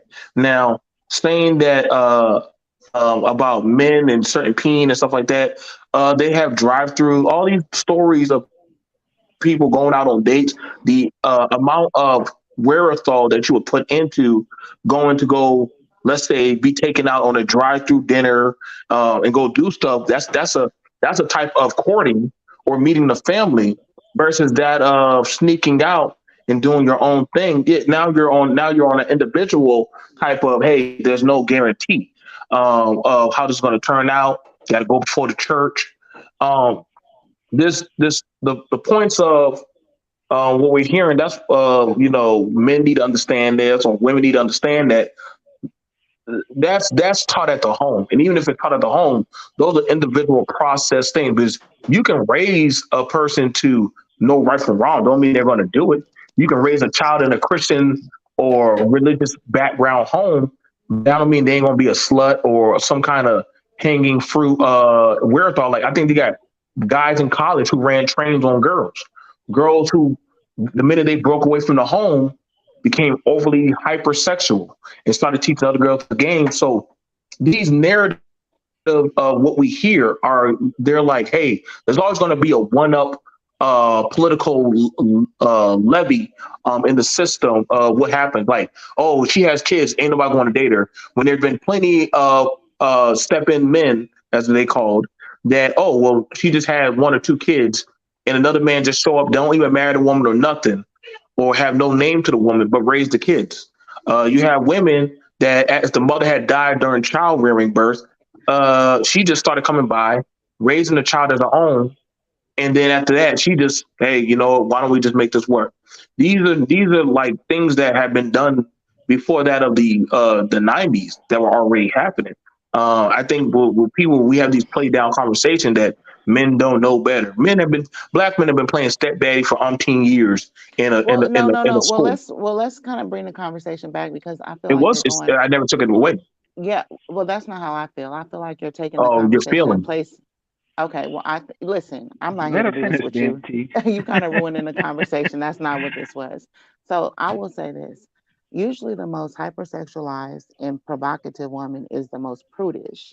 And it is the wives, it is the quiet women that are the ones that have the sexual appetites, which is why they try to find in-house dick or stabilize that situation. Now, as far as a woman's, as far as the myth or whatever that women don't enjoy sex as much as men, if men inherently knew and felt that women enjoyed sex as much as them, they would not do as much as they do to get it, i.e., put themselves under a woman in their quest for it. They would barter themselves and have more respect for themselves about their penis than just to give it out so indiscriminately, thinking that nobody wants it. So this is part of the advantage that women have, but it's not actual. You know what I mean? So yeah, but we have an inherent need to exhibit our hypervigilance for wanting sex. That's just the nature of men. I mean, whether you enjoy it or not, if men have an urge to want sex, our masculinity allows us to overtly want to express that. That's not going to change. But see, I would challenge that from the perspective of that's a social construct. I think that in nature, I think naturally and spiritually, it is more of a mutual respect type of thing. But these hierarchies that are created in society is actually responsible for the dissension between men and women and a lack of harmony between men and women. I gotta agree. I gotta agree with D. Darrell. I gotta agree with D. Darrell. A black man will swim the 7 seas for some coochie. Because that's the position you've been put in. He's going to want it. Like, okay, listen, y'all don't listen. A green, y'all some squares. I can see that. Y'all nobody's. I'm just saying. I mean, I respect your opinion, but no, I'm just. I think you should take her at a word with what she's saying. But when she was just talking about the hierarchy, it's the hierarchy that's creating the dissension between men and women. That's exactly right. So, for example, this is what I was talking about patriarchy earlier. So, for example, one of the things that we hear in modern time and the modern era is men talking about, and they're saying it with a negative connotation, the hypergamous nature of women. But then it was men who created a social order and a social construct that made women have to be hypergamous when it came to their mating decisions. But they did that because of competition amongst themselves. Right, because all men don't. Because all men. That's why. Yeah, I know. Yeah, but that's because all men don't have the same sex appeal. It's like what I was mentioning earlier, how women will women will categorize men. So in order to make it a more fair competition amongst men, so now the way that a formerly non-select guy can make himself more select is by now using hypergamy. So men created a social arrangement that put women in a subordinated position economically. So now women have to make their mating choices not based off of natural selection, the guy that they actually are attracted to, but the guy who they're attracted to based off of what is the necessities and the needs that they have as women. But And see, who did now that? in modern White men and Asian men, because they lack sexual prowess. So they created capitalism and all these other standards of mating so that they can make themselves sexually viable options. They've Right. always had those practices way back since the beginning. Yeah, and now men are a lot of contemporary men, especially in Western culture. They're having a proverbial baby, because now that whole system is being inverted, because now women are finding themselves economically and in the marketplace. So now what's essentially happening is that you have women who are strong, air quotation strong, independent, and don't need a man for what their great grandmothers and grandmothers needed men for. And so now these women, they're providing for themselves, and they're still screwing the guy that they're actually attracted to.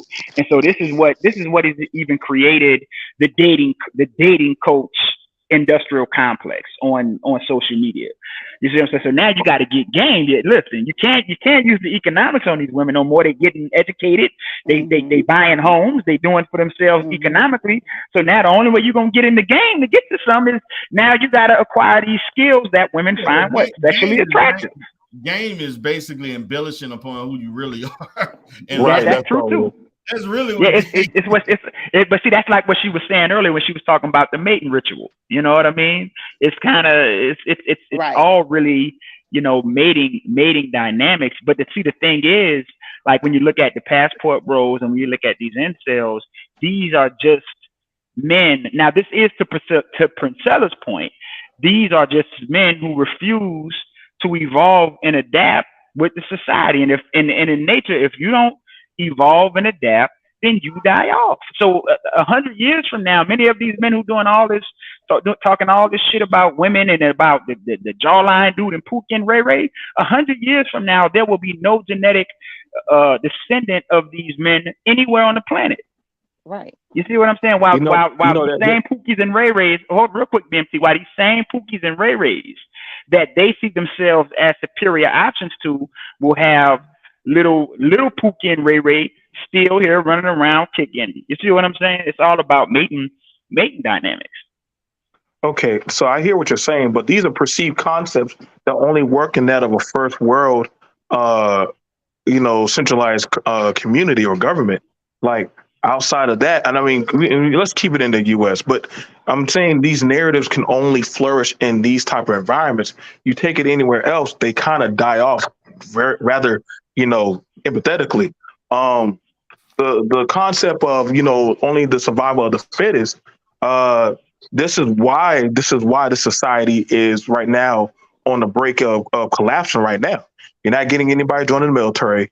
The markets of literally building structure, communities, businesses, all that shit is failing. I mean, if anything that they're talking about is hypersexuality, you're seeing weaker men, more erratic and mentally undisciplined women.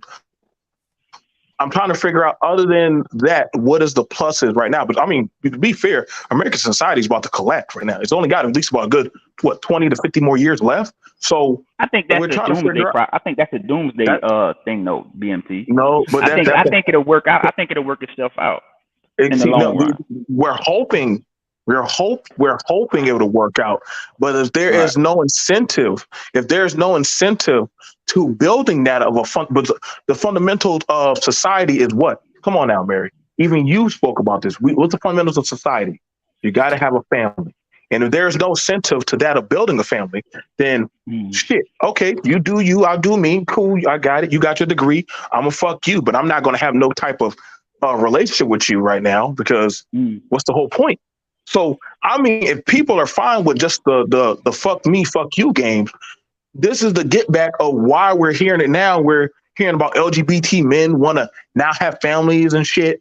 Goddamn women right now saying that, hey, I could be mommy and daddy, and I'm like, what the fuck? Like these behaviors that the men don't even want to compete.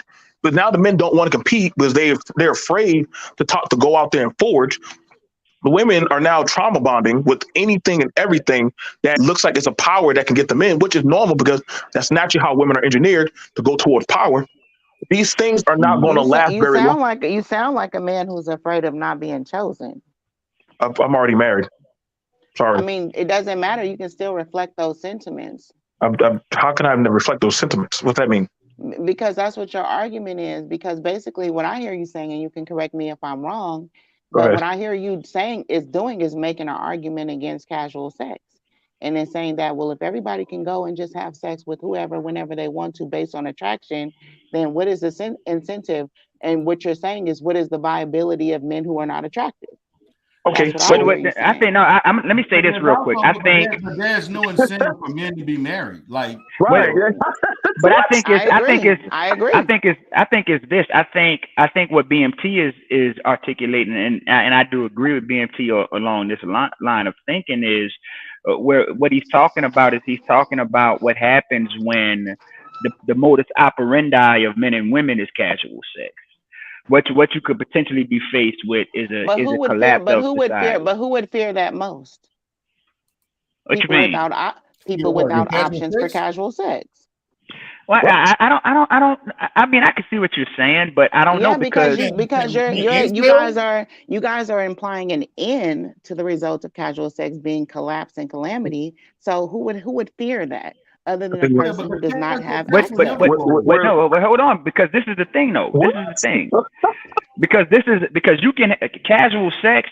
You can have casual sex under a man can pay for casual sex if that's the thing. I think what BMT is saying is there is a very real consequentiality to casual sex. We see it so for example, Virtuous Woman TV, where we are inundated with conversations about child support, baby mama drama, STDs, all of these social ills that arrive from what happens when the modus operandi of men and women in the society is casual sex. I just think it just is what it is. You know what I mean? Actually a lot of those things happen within polygynous relationships and conscious communities. They are the ones riddled with STDs and all those things going on.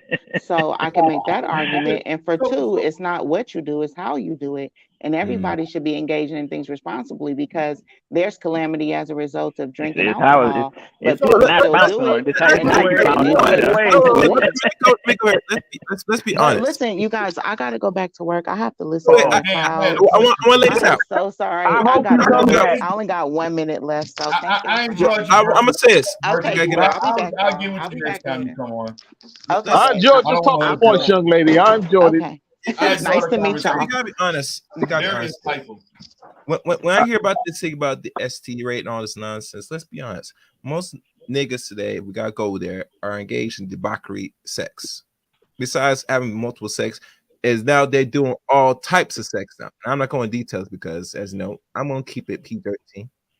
But when I'm here for the last decade or so, I could see why certain rates high as they are. It's gonna come to a point people gonna be, especially black folks, everyone in the area, they're gonna start fucking animals. They already been there. They're already there now.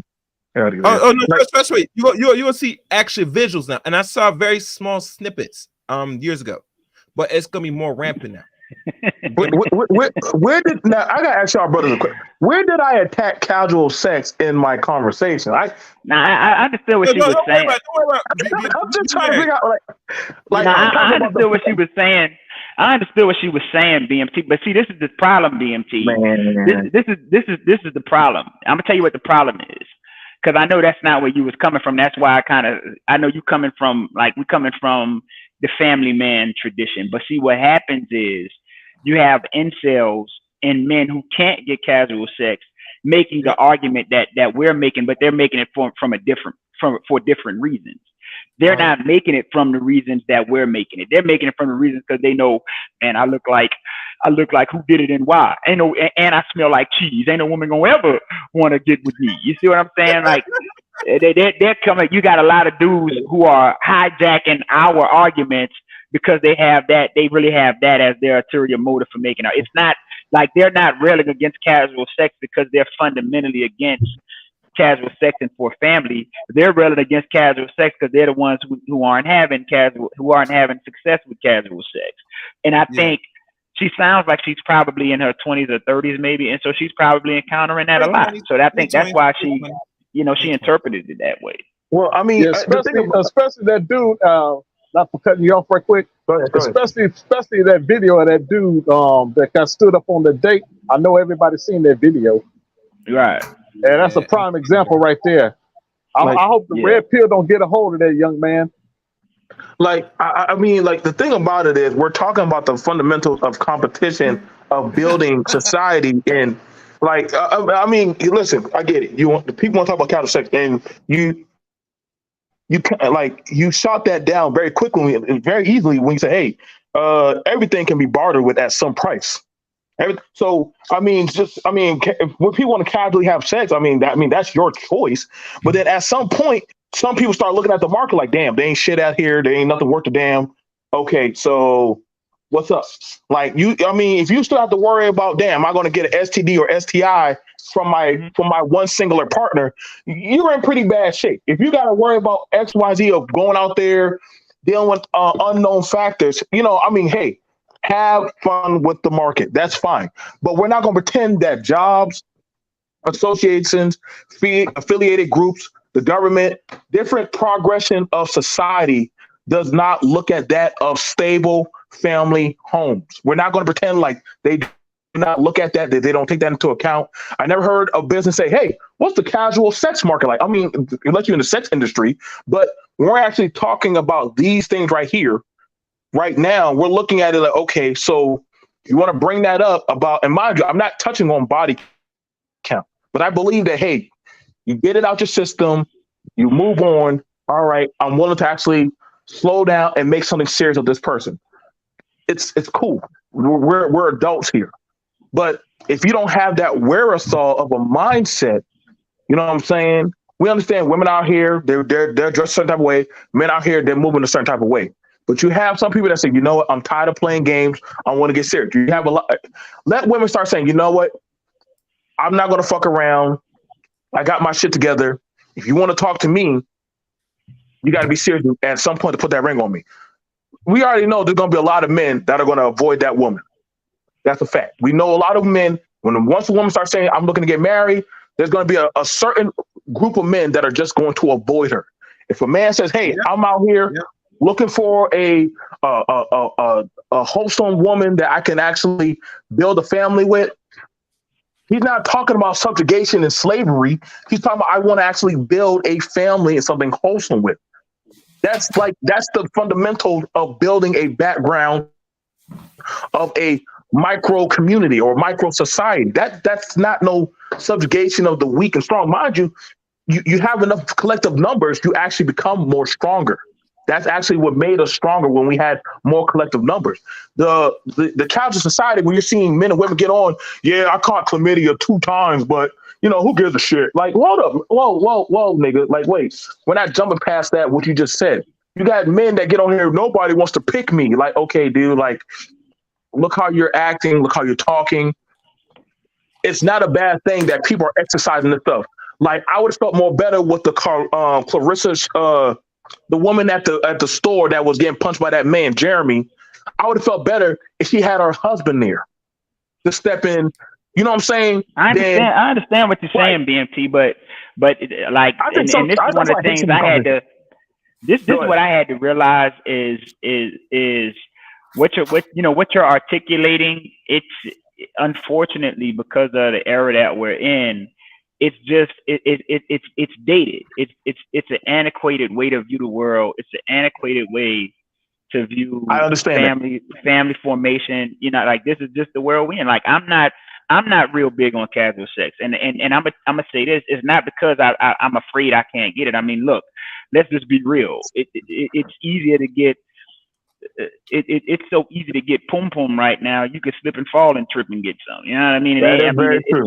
It's not hard at all. I mean, what sisters have kind of, not even sisters, women have kind of made themselves overly sexually available, which speaks to why men are putting such a low premium on women in this day and age. You see what I'm saying? So there's gonna always be that trade-off. That's another consequence of casual sex. But the reason why I don't put a high premium on casual sex is because I just don't find it appealing to eat after a man.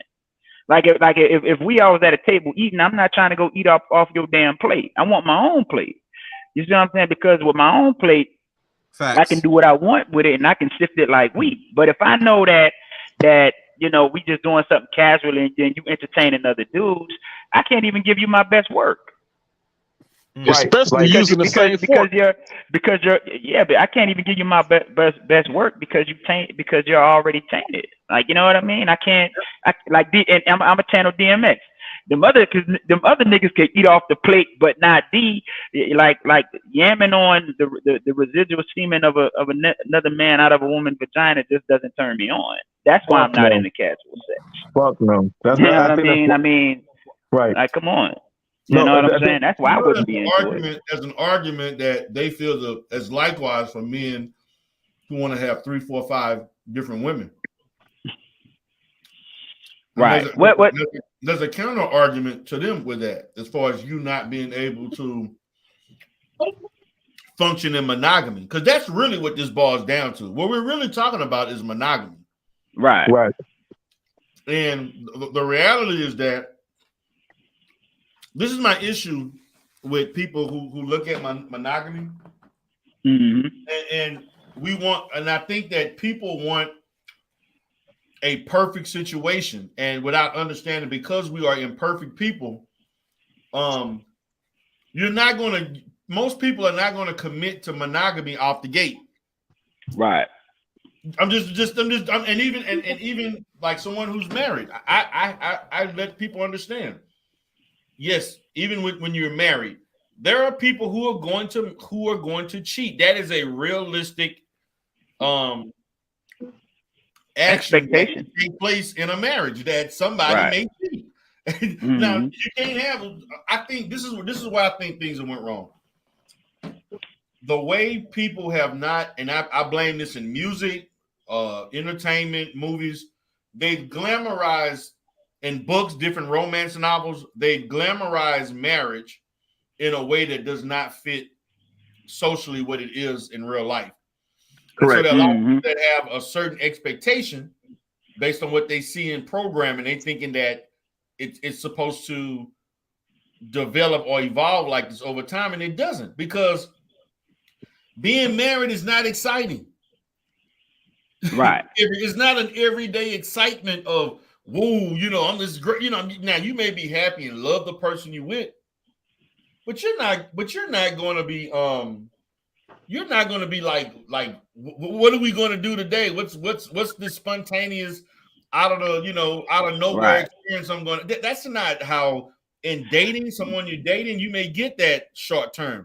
But if you think you're going to be married and having a thrill-seeking relationship every day, every week, no, that's marriage is a marathon. Not process. Yeah. Now let me speak to that, D-Darrell, because this is the thing too, and even like what we were talking about with monogamy and sex, and I hear your Virtuous Woman TV, right? But this is the thing.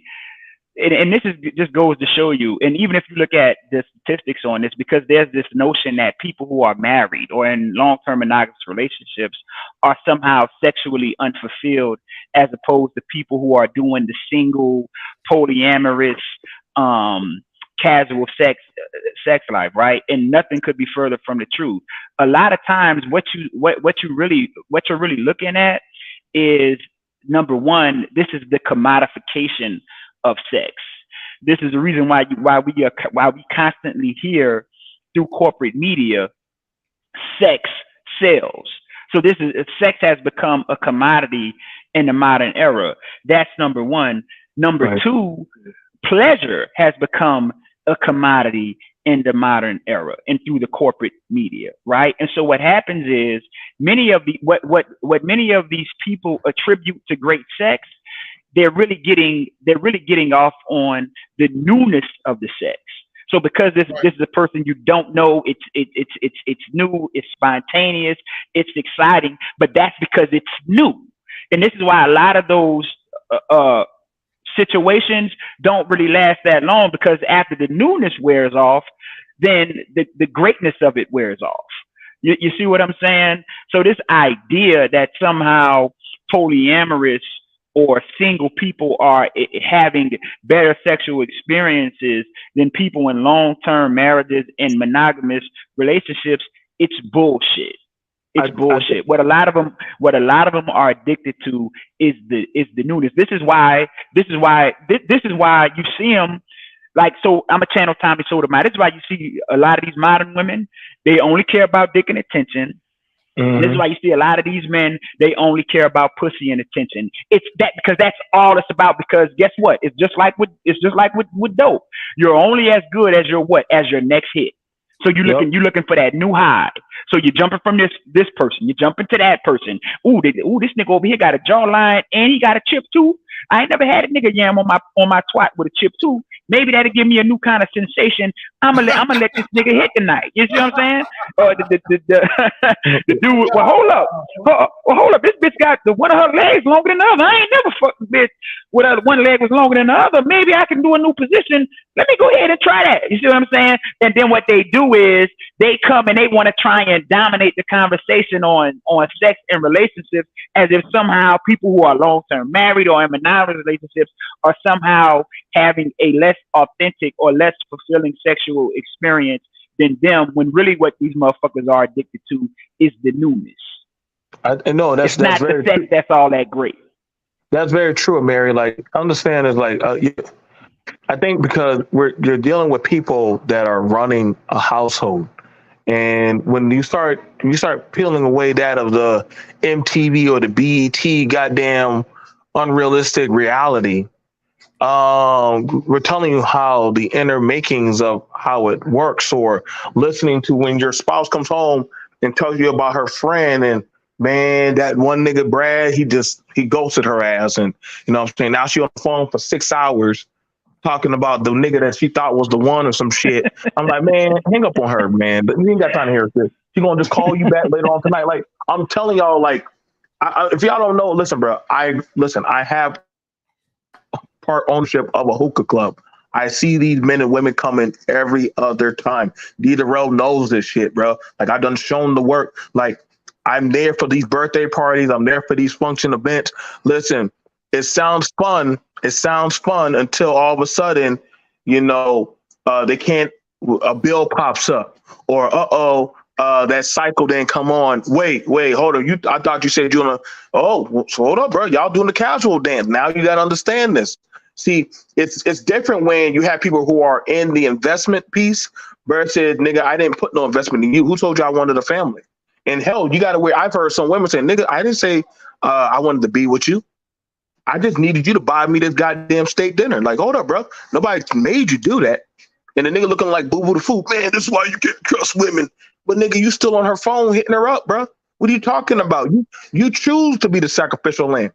And just like ladies know, okay, if he treats those two ladies like shit, what makes you think you ain't in the shit list? Like, these things are now the new reality. That's somehow is some kind of pussy to dick to Jesus concept that you can fix them or untraumatize these necromorphs of disasters that are happening. That's why you hear these men are like, I'm the prize. Functional people don't have to run around and keep telling outsiders that don't give a damn about you about I'm special. Look at me. Look at me. You know what I'm saying? No man that's literally happy in his home has to keep on making 99 videos about what happens if I come home and there's not a plate of food, or you know what I'm saying, she gives me some elbow macaroni. Like, I don't hear this shit in my circles. I don't hear women that have a good, wholesome home where the men have to protect me. I'm gonna tell you right now, a woman that has women that have fundamental men in their lives are not screaming about protection. because they're not going to risk their protection for the streets or anybody else. They're going, babe, what you doing? Well, that woman's in danger. I'm your woman, not that bitch. Fuck that bitch over there. I can't afford to lose you. Women will protect their assets, which is that I man, know my and say, wife would "You be stay mad with." if I tried to protect another Listen, woman. listen. I'll tell you right now, and I don't know. I don't know the other brother's spouses, but I can pretty sure Mary's wife will say the same thing. If there was an issue going on, nigga, we in this truck right now. You safe with me. I'm the one that you protect. Women are very territorial about where their protection goes. Same thing like their children, same thing for the man. The man, the same thing. Hold up. Wait, did you feed the But see, kids first? that's why I was saying. I got you, bro. No, but see, that's the thing about it is our mental wherewithal of the conversations are not really welcome or cannot be standing in this space because it erupts that of the narrative that some people want to live in a hallucination of I don't have to ask about protection or ask about does my woman care about me. I get that at night Or or when submission.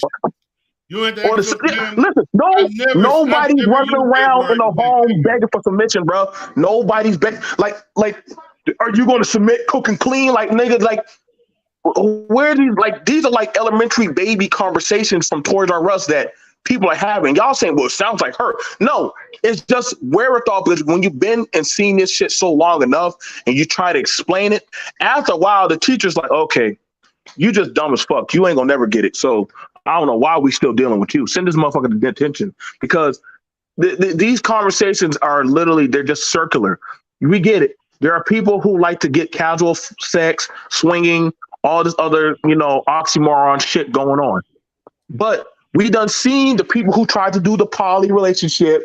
Then all of a sudden the jealousy hit. Somebody ends up stepping out. Somebody says, fuck this. I had to get away from it. So we've already done explored that. We done seen the men and women that said, well, I can do everything by myself, and which is fine.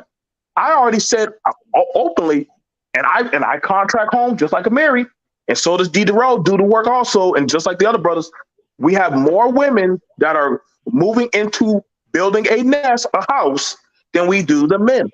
Now, when most men know that they have a family, they start moving more so towards that of a mindset of, I got a baby on the way. I got my woman. Maybe I need to go get a townhouse. Maybe I need to go get a home. I need to probably start building if they are worth their weight in salt. I need to start building for them. But if you're taking Dirty Dick Larry and you want to fuck with him, understand this. He's never planning on moving you out of your position. Why would he do that? Why would he move you in a higher position? Then you can push against that of his narrative. They're not going to do that, bro. They're never going to do that. If you've been a girlfriend for that nigga for 18 years, he never plans on marrying you. Hell, you've been a girlfriend for him. I'm giving an example. Let me stop, bro. Let me stop, bro. Because I'm telling y'all what I tell my nieces, man. Like, this is like. There are people in a sector. I know this lady in a sector. She was with a dude for damn near 10 years, paid all the bills. Fuck no. Dude was on his ass. All he was giving her was dick and attention. And now she been on YouTube for the last 4 years complaining about that situation. And so I like to look at things from a case by case. I don't like the group all relationships this is why, I like to look at things case by case. As a whole. What I can say is this. Whatever relationship you get into, you are partially responsible for whether it succeeds or it doesn't succeed. And I see on both sides, no one wants to say, I was the reason the relationship didn't work. Everybody's quick to point the finger. Nobody wants to say, maybe I could have did this different. Maybe I could have been more, affectionate, more nurturing, more helpful, or whatever. All I hear about is a trade-off of, I have resources, she has femininity and submissiveness, it should work. But it's more to a relationship than that. That's just a couple of dynamics. Well, I would like to see, and I like a push for more discussion about the true dynamics of functional relationships. Yeah, but see, the thing is, D. Darrell, that like the reason why that type of content, I think, doesn't get the traction is because it's not about any of that. I think it's to what I was alluding to earlier, that a lot of these individuals are only on here insofar as they can increase their prospects for casual sex. Like, this stuff is just to ramp up the sexual tension. You see what I'm saying? It's not even about anything more than that. I think, and this is to what BMT was saying. I think that the modus operandi for many women and men, especially in the Black community in the modern era, is casual coitus. They don't need, like, that stuff that we're talking about is secondary. And then what also has a lot to do with it is just technology and how it's changing the way we live now more than ever in our modern time. It's that the prospect of living alone for individuals is more attractive than it's ever been. Not, once upon a time, as a person aged, you always had to have somebody with you because it's gonna come to a point in places like that life alert thing. I've fallen and I can't get up. But because of technology, because of innovation, because of social media and the how we're moving into a digital age now, the prospect of people being these free agents and just living their lives as individuals is more attractive to people than it's ever been. I don't even think they care about the functionality of relationships. It's not about any of that. It's just about running their mouth and talking, and guys putting on their masculinity props with the sunglasses and the cigars. And what they're doing is they're using these conversations, and they're using this gender war rhetoric to raise their own social profile to make them more attractive as casual options. I mean, look at Tommy Sotomayor. He talks about it all the time. You see what I'm saying? But if it wasn't for his status on social media, come on, who would be checking for Tommy like that? You know what I mean? Come on. The ladies in the chat, are y'all checking for Tommy Sotomayor? Dirty dick Tommy. You know what I'm saying? But you know what, man? He been fucking on them, doing pornos with these same ladies he complained about. That's the crazy shit about it. But see, that's what I'm saying, bro. That's like that time when he was talking about Six the Goddess. The only reason why he was talking about Six the Goddess is because he just wanted to get her attention. Just like David Carroll. Yep. Just like David Carroll. Yeah. Shit on that's them. The only reason why a lot of these people on here. You know what I mean? Yep. They don't really care about, like, if you go into that type of content, they don't want to hear that. They want to hear this dumb shit they're hearing because it's just about ramping up the sexual tension. They don't have no, like, you know what I mean? Like, I'm gonna say it like this: being in a relationship ain't that complicated. You just treat the person the way you want to be treated. It's really just that simple. Now go ahead. You know what I mean? Women saying no to Tommy, but go ahead, bro. Go ahead, Amir. No, I'm just saying it's just that simple. You just treat the person the way you want to be treated. It ain't all that complicated. But and you hold on. You know what, Amiri? I'm agree with you. Don't you, man? Since the internet came, it put a black eye in dating. Nobody want to go out no more. Everybody want to sit at home on the computer and that's socialize instead of going outside and socialize and trying to get a woman, you know, saying old fashioned way like it's supposed to be. People up in the house or in their basement socializing, being something they ain't.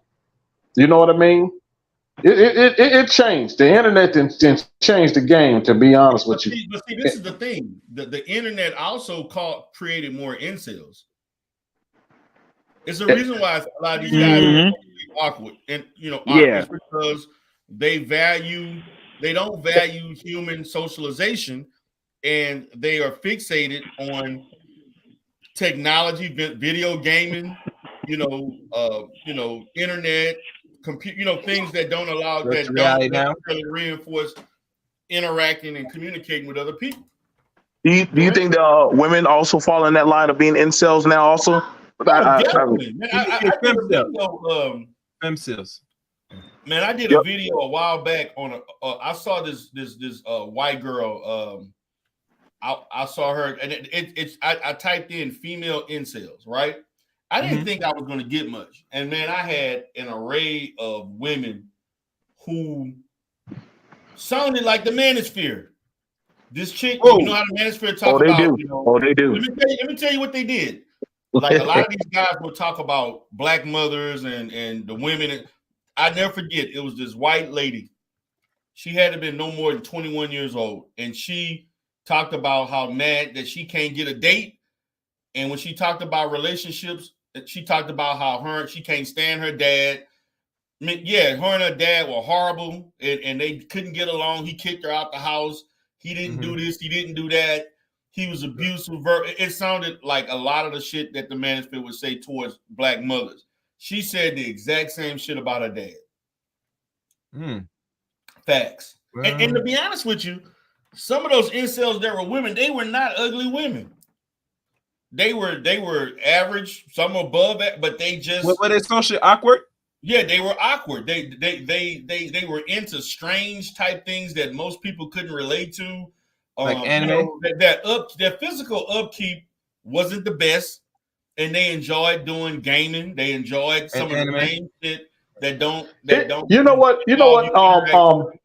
Sorry for cutting you off. You know what? It ain't all about the extracurricular activities that they deem to be odd. It's what comes out their mouth. It's their conversation that what turns people off, that turn people off. It could be some it's just the conversation. You ever heard that old saying, she was fine, he was fine until he opened his mouth? Y'all heard that old saying, Right. True. Well, I mean, it is what it is. I mean, but those are the dynamics. I think that, again, like when we're talking about, and I'm kind of pivoting back to Priscilla, this environment allows her to be as successful and to get her voice out. You know what I'm saying? The social media platform and the environment that we have encompassed upon allows a person like this to come out of nowhere, out of obscurity, and become hot on YouTube streets. And everybody talking about, everybody doing shows. She has an audience, which was built off of men, not women. And so now she's able to do what she's doing. The issue is, this is the issue. When these people try to apply what she says in real life, and they find out, that the shit don't work, that's where the problem comes about. When they find out the impracticality of her talking points, just like these fools in the manosphere, finding out that this shit does not apply in real life, and you got your tail between your legs, and you mad at the world. But it was never supposed to work, because let's be honest, it's a nice little money grab. I don't knock the hustle. People come with, some people gravitate and they come and display and implement in real life, and they get a real rude awakening at the end of the day. Like I said, the world is based on socialization. You gotta associate with people, socialize. Cass has been telling people this for a while, and I think what the internet does, it diminishes the social aspect of how people should be connecting. And this was really been set forth for the last over 20 years. I remember I did an upload of a particular man I think he's in the field of mental health, or I'm not sure what he does, but he talks about the dangers of this digital age in regards to the advent of the social media, in regards to like the message chats, the communicating like text wise. You could tell by a lot of people's frustration and anger is really displayed through the internet by what they write, what they type, what's on their mind, and that's what he revealed. But that was like, almost 20 years ago, maybe over 20 years ago. And now we look at present day of the social media era for the last 22, 23 years. Look what it has created. It has created more unfortunate, awkward people that can't communicate outside the keyboard. Yeah, no, I agree with you, Kale. That's why I think like Princella, or whatever the hell that crazy broad is, and a lot of these old bag women that done been used up, and some of these weird ass niggas, I think a lot of them, they know that nobody holistically is going to ever really want to take them home unless they're like the last call at a bar or some shit, and they're like, "Fuck, I ain't got nothing else." Come on, man, bring your ass in. Just sit in the back, man. Like it's one of those things, man. That's why you hear.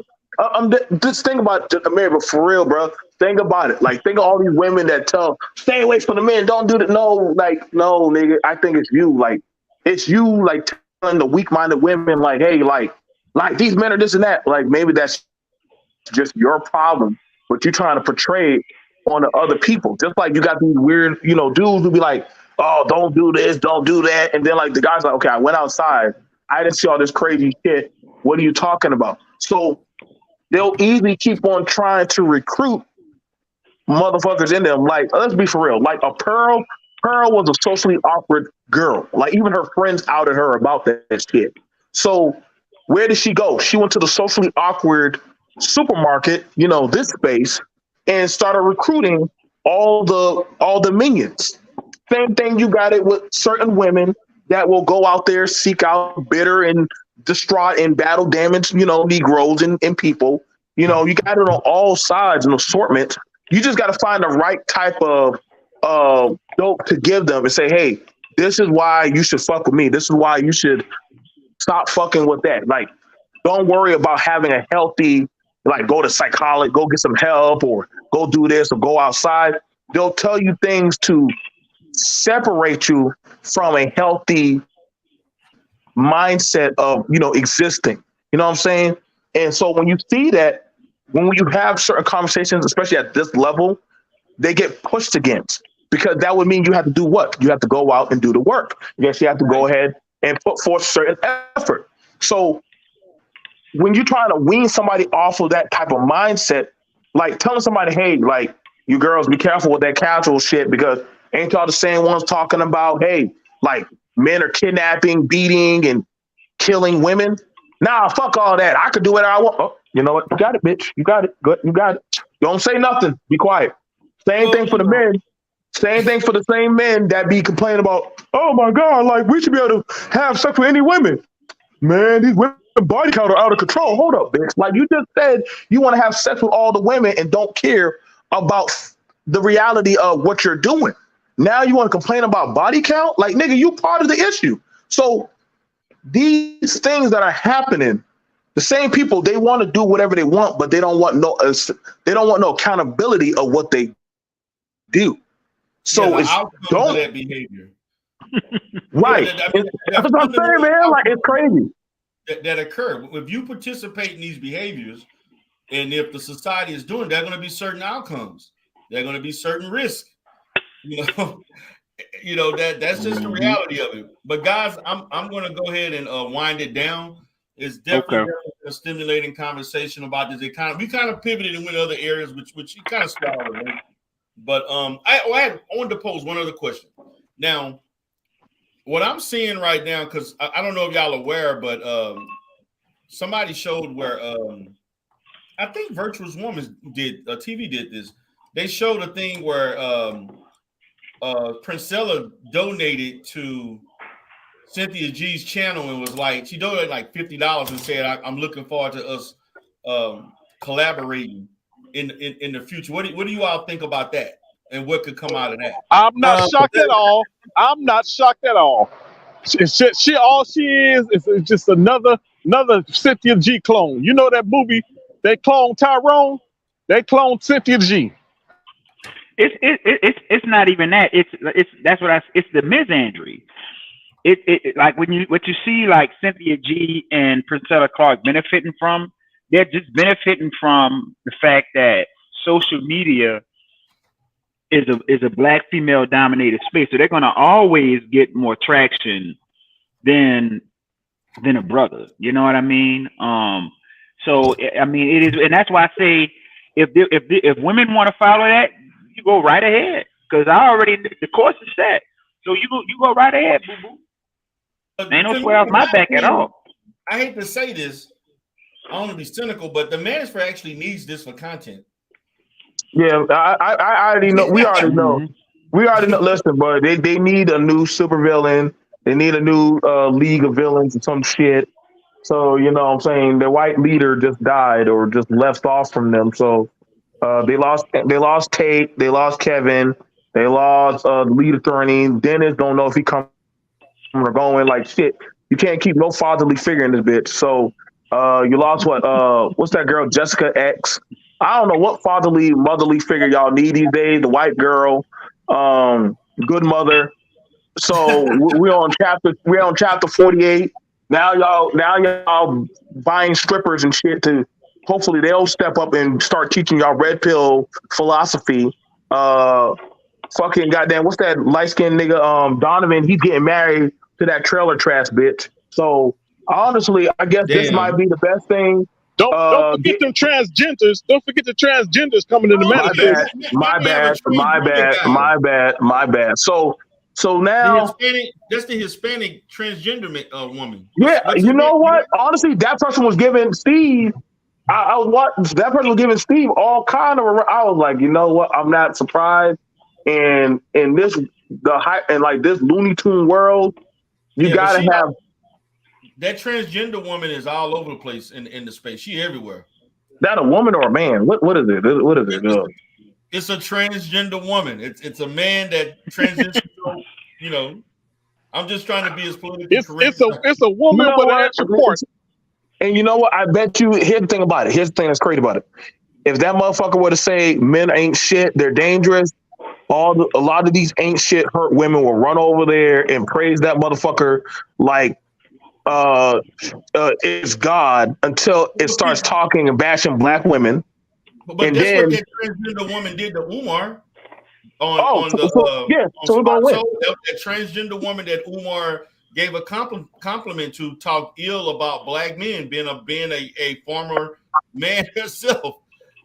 That's what that person did.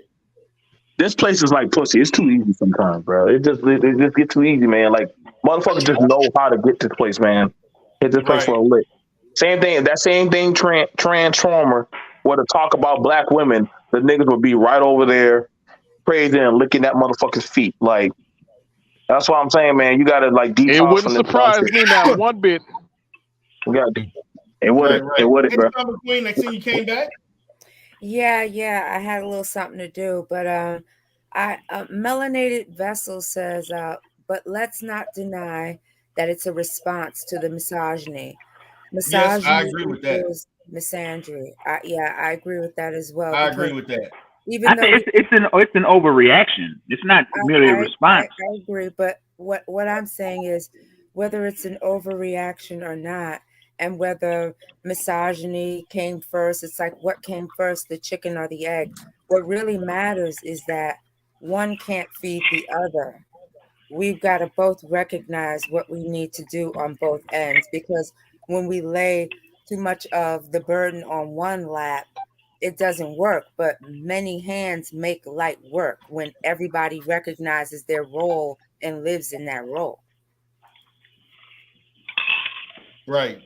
All right. So we still taking closing remarks, Deidre, or you want to run this? Yeah, go ahead. You can go ahead and give your closing remark. Well, you gotta understand, it's beyond clout chasing. It's to really be the head-ish bitch in charge. And to accomplish this, you're going to have to start taking down some women that are the heaviest, misandrous? That's what they call it now? Misandrous. So if she's doing that now, and I'm not saying Cynthia G is smart, dumb. I don't know what her state of affairs is mentally at 39 years old. But she's not. We can take that from me. It's evident now that if she want to be used by other content creators, let her be. She gonna learn the hard way again, because like Princella, she didn't really give a crap about women. Let's get real. She says that, but she doesn't, because she already clout chased with other men. So going to another content creator that has over 100K subscribers, all you do if you able to get in line or come on her channel, it's only going to add more to your audience base and flood it more. And the last thing a lot of women want to deal with is competition. Most times women don't want to hear this. They don't want that. And Cynthia, if she's smart, which we'll see, she's not going to entertain that, because it will be a disadvantage to her, because she already see what content she does and look at her content and say, well, damn, this bitch already got a book. I still haven't wrote my book yet. So well, get to it. And let me say something more on that. Let me say, like, This whole thing about like, and that's why I haven't been too keen on writing a book, because it doesn't even mean anything now. Like you can be a total idiot and write a book. You know what I mean? Like being a published author doesn't even mean anything. It's kind of that's just how easy it is.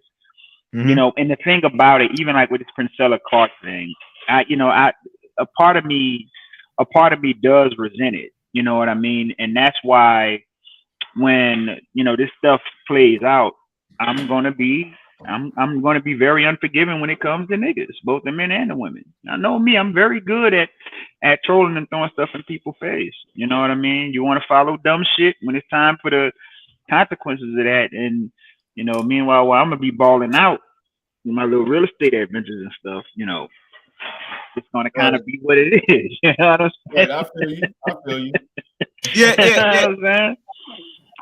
Okay, yeah. So like I said, Deidre, that's the game plan. She's very calculated.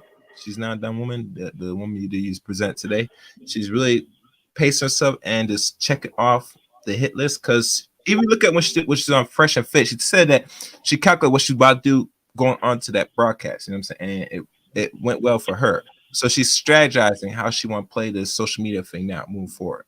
And YouTube is the greater avenue. So one thing she knows, she's going to align herself with women that are considered misandrous like her.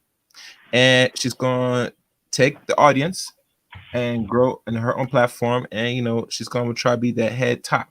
That's her end game, And, it's going to she's going to accomplish this very well because working very well up to this point. Hell, look at the dumb dudes that had her on. They just want to have her on because say, oh, I got no one to bash, and don't understand that she's using you. You know what I'm saying? She come here just to grow a different avenue and get an audience of hurt women that have not done the shadow work. Instead of men need to do shadow work, yes, but these ladies got to do just as much shadow work as well.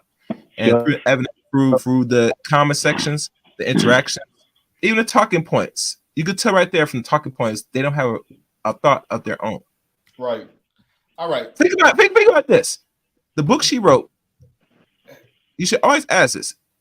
Write something that is of your own understanding and thought.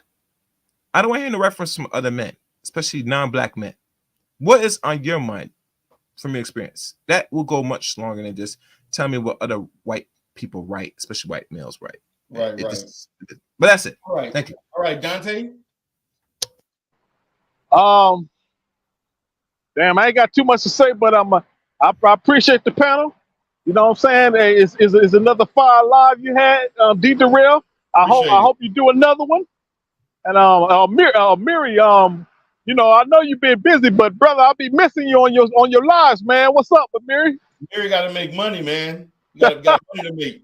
Amir's a busy man, man. Yeah, trying to make money, trying to make movies and make money, man. But I'm gonna come on here sparingly, but like it's just like what I was just saying. I'm not in the business of forcing people to listen to reason and common sense and experience. You know what I mean? If you want to listen to people who clearly deranged, and that's who you want to follow, so you want to listen to a loud mouth bandit, bald mouth bandit who's screaming at the top of his lungs every hour on an hour, you go right ahead. If you want to listen to this, if I was a boy looking motherfucker, the queer maker, the queen maker, if that's what you want to follow, you go right ahead. I don't care. Hey man, you go right ahead, man. You making boss moves, man. You gotta keep making boss moves, make your money. That's what I'm doing. I'm lucky to even be doing live streams the way I am now right now. But hey, you gotta do what pays. So right, exactly. All right, Samba Queen. Oh, I just wanted to say thanks for having me up here. This is like maybe the second time I've been up since you've been having more of these conversations. Right. Yeah, and yeah, I appreciate that. It's like anytime you hear manosphere, it's like, oh, it's all these man-hating, these women-hating men. Right. I've been listening to more of what's considered the manosphere and just really listening and hearing where they're coming from and kind of taking a look within. And it's not to say that the more extreme ones are just like really out there. There's some stuff that they come up with. I'm like, whoa. But there are some that are more moderate. They have some points. It's like, okay, yeah, I can see where you're coming from. Because oftentimes the media, social media, you know, advertising, magazines, it kind of speaks to us as women, you know, be empowered and do this and do that. And I don't know, it sometimes I don't think we kind of see where you guys are coming from. You know, I would never say that abuse of any kind should be supported or allowed. Right. Absolutely not. And I'm not talking about in cases of abuse. I'm just talking about just simple dynamics between men and women and black men and black women in particular. There's a disconnect, and I feel like the media is feeding that. Like they don't really want us to get each other, from what I can see. Showing the extreme sides of, you know, like a Cynthia G, and then you've got people on the extreme opposite of her. This is not really where the middle lies. This is not really where people lie in their everyday lives, and I don't think enough of that is really brought to the forefront. Right, I agree. They're not really showing what the more consistent occurrences of relationships and us as a people, what it really looks like per se. You know, it's too polarizing on both ends. Yeah. For sure, for sure. Okay. Well, guys, I'm out. I am wrapping things up. I got a couple of appointments. I got late appointments. I had a long break. And so I appreciate you all for participating. And I wish everybody have a great day. Peace.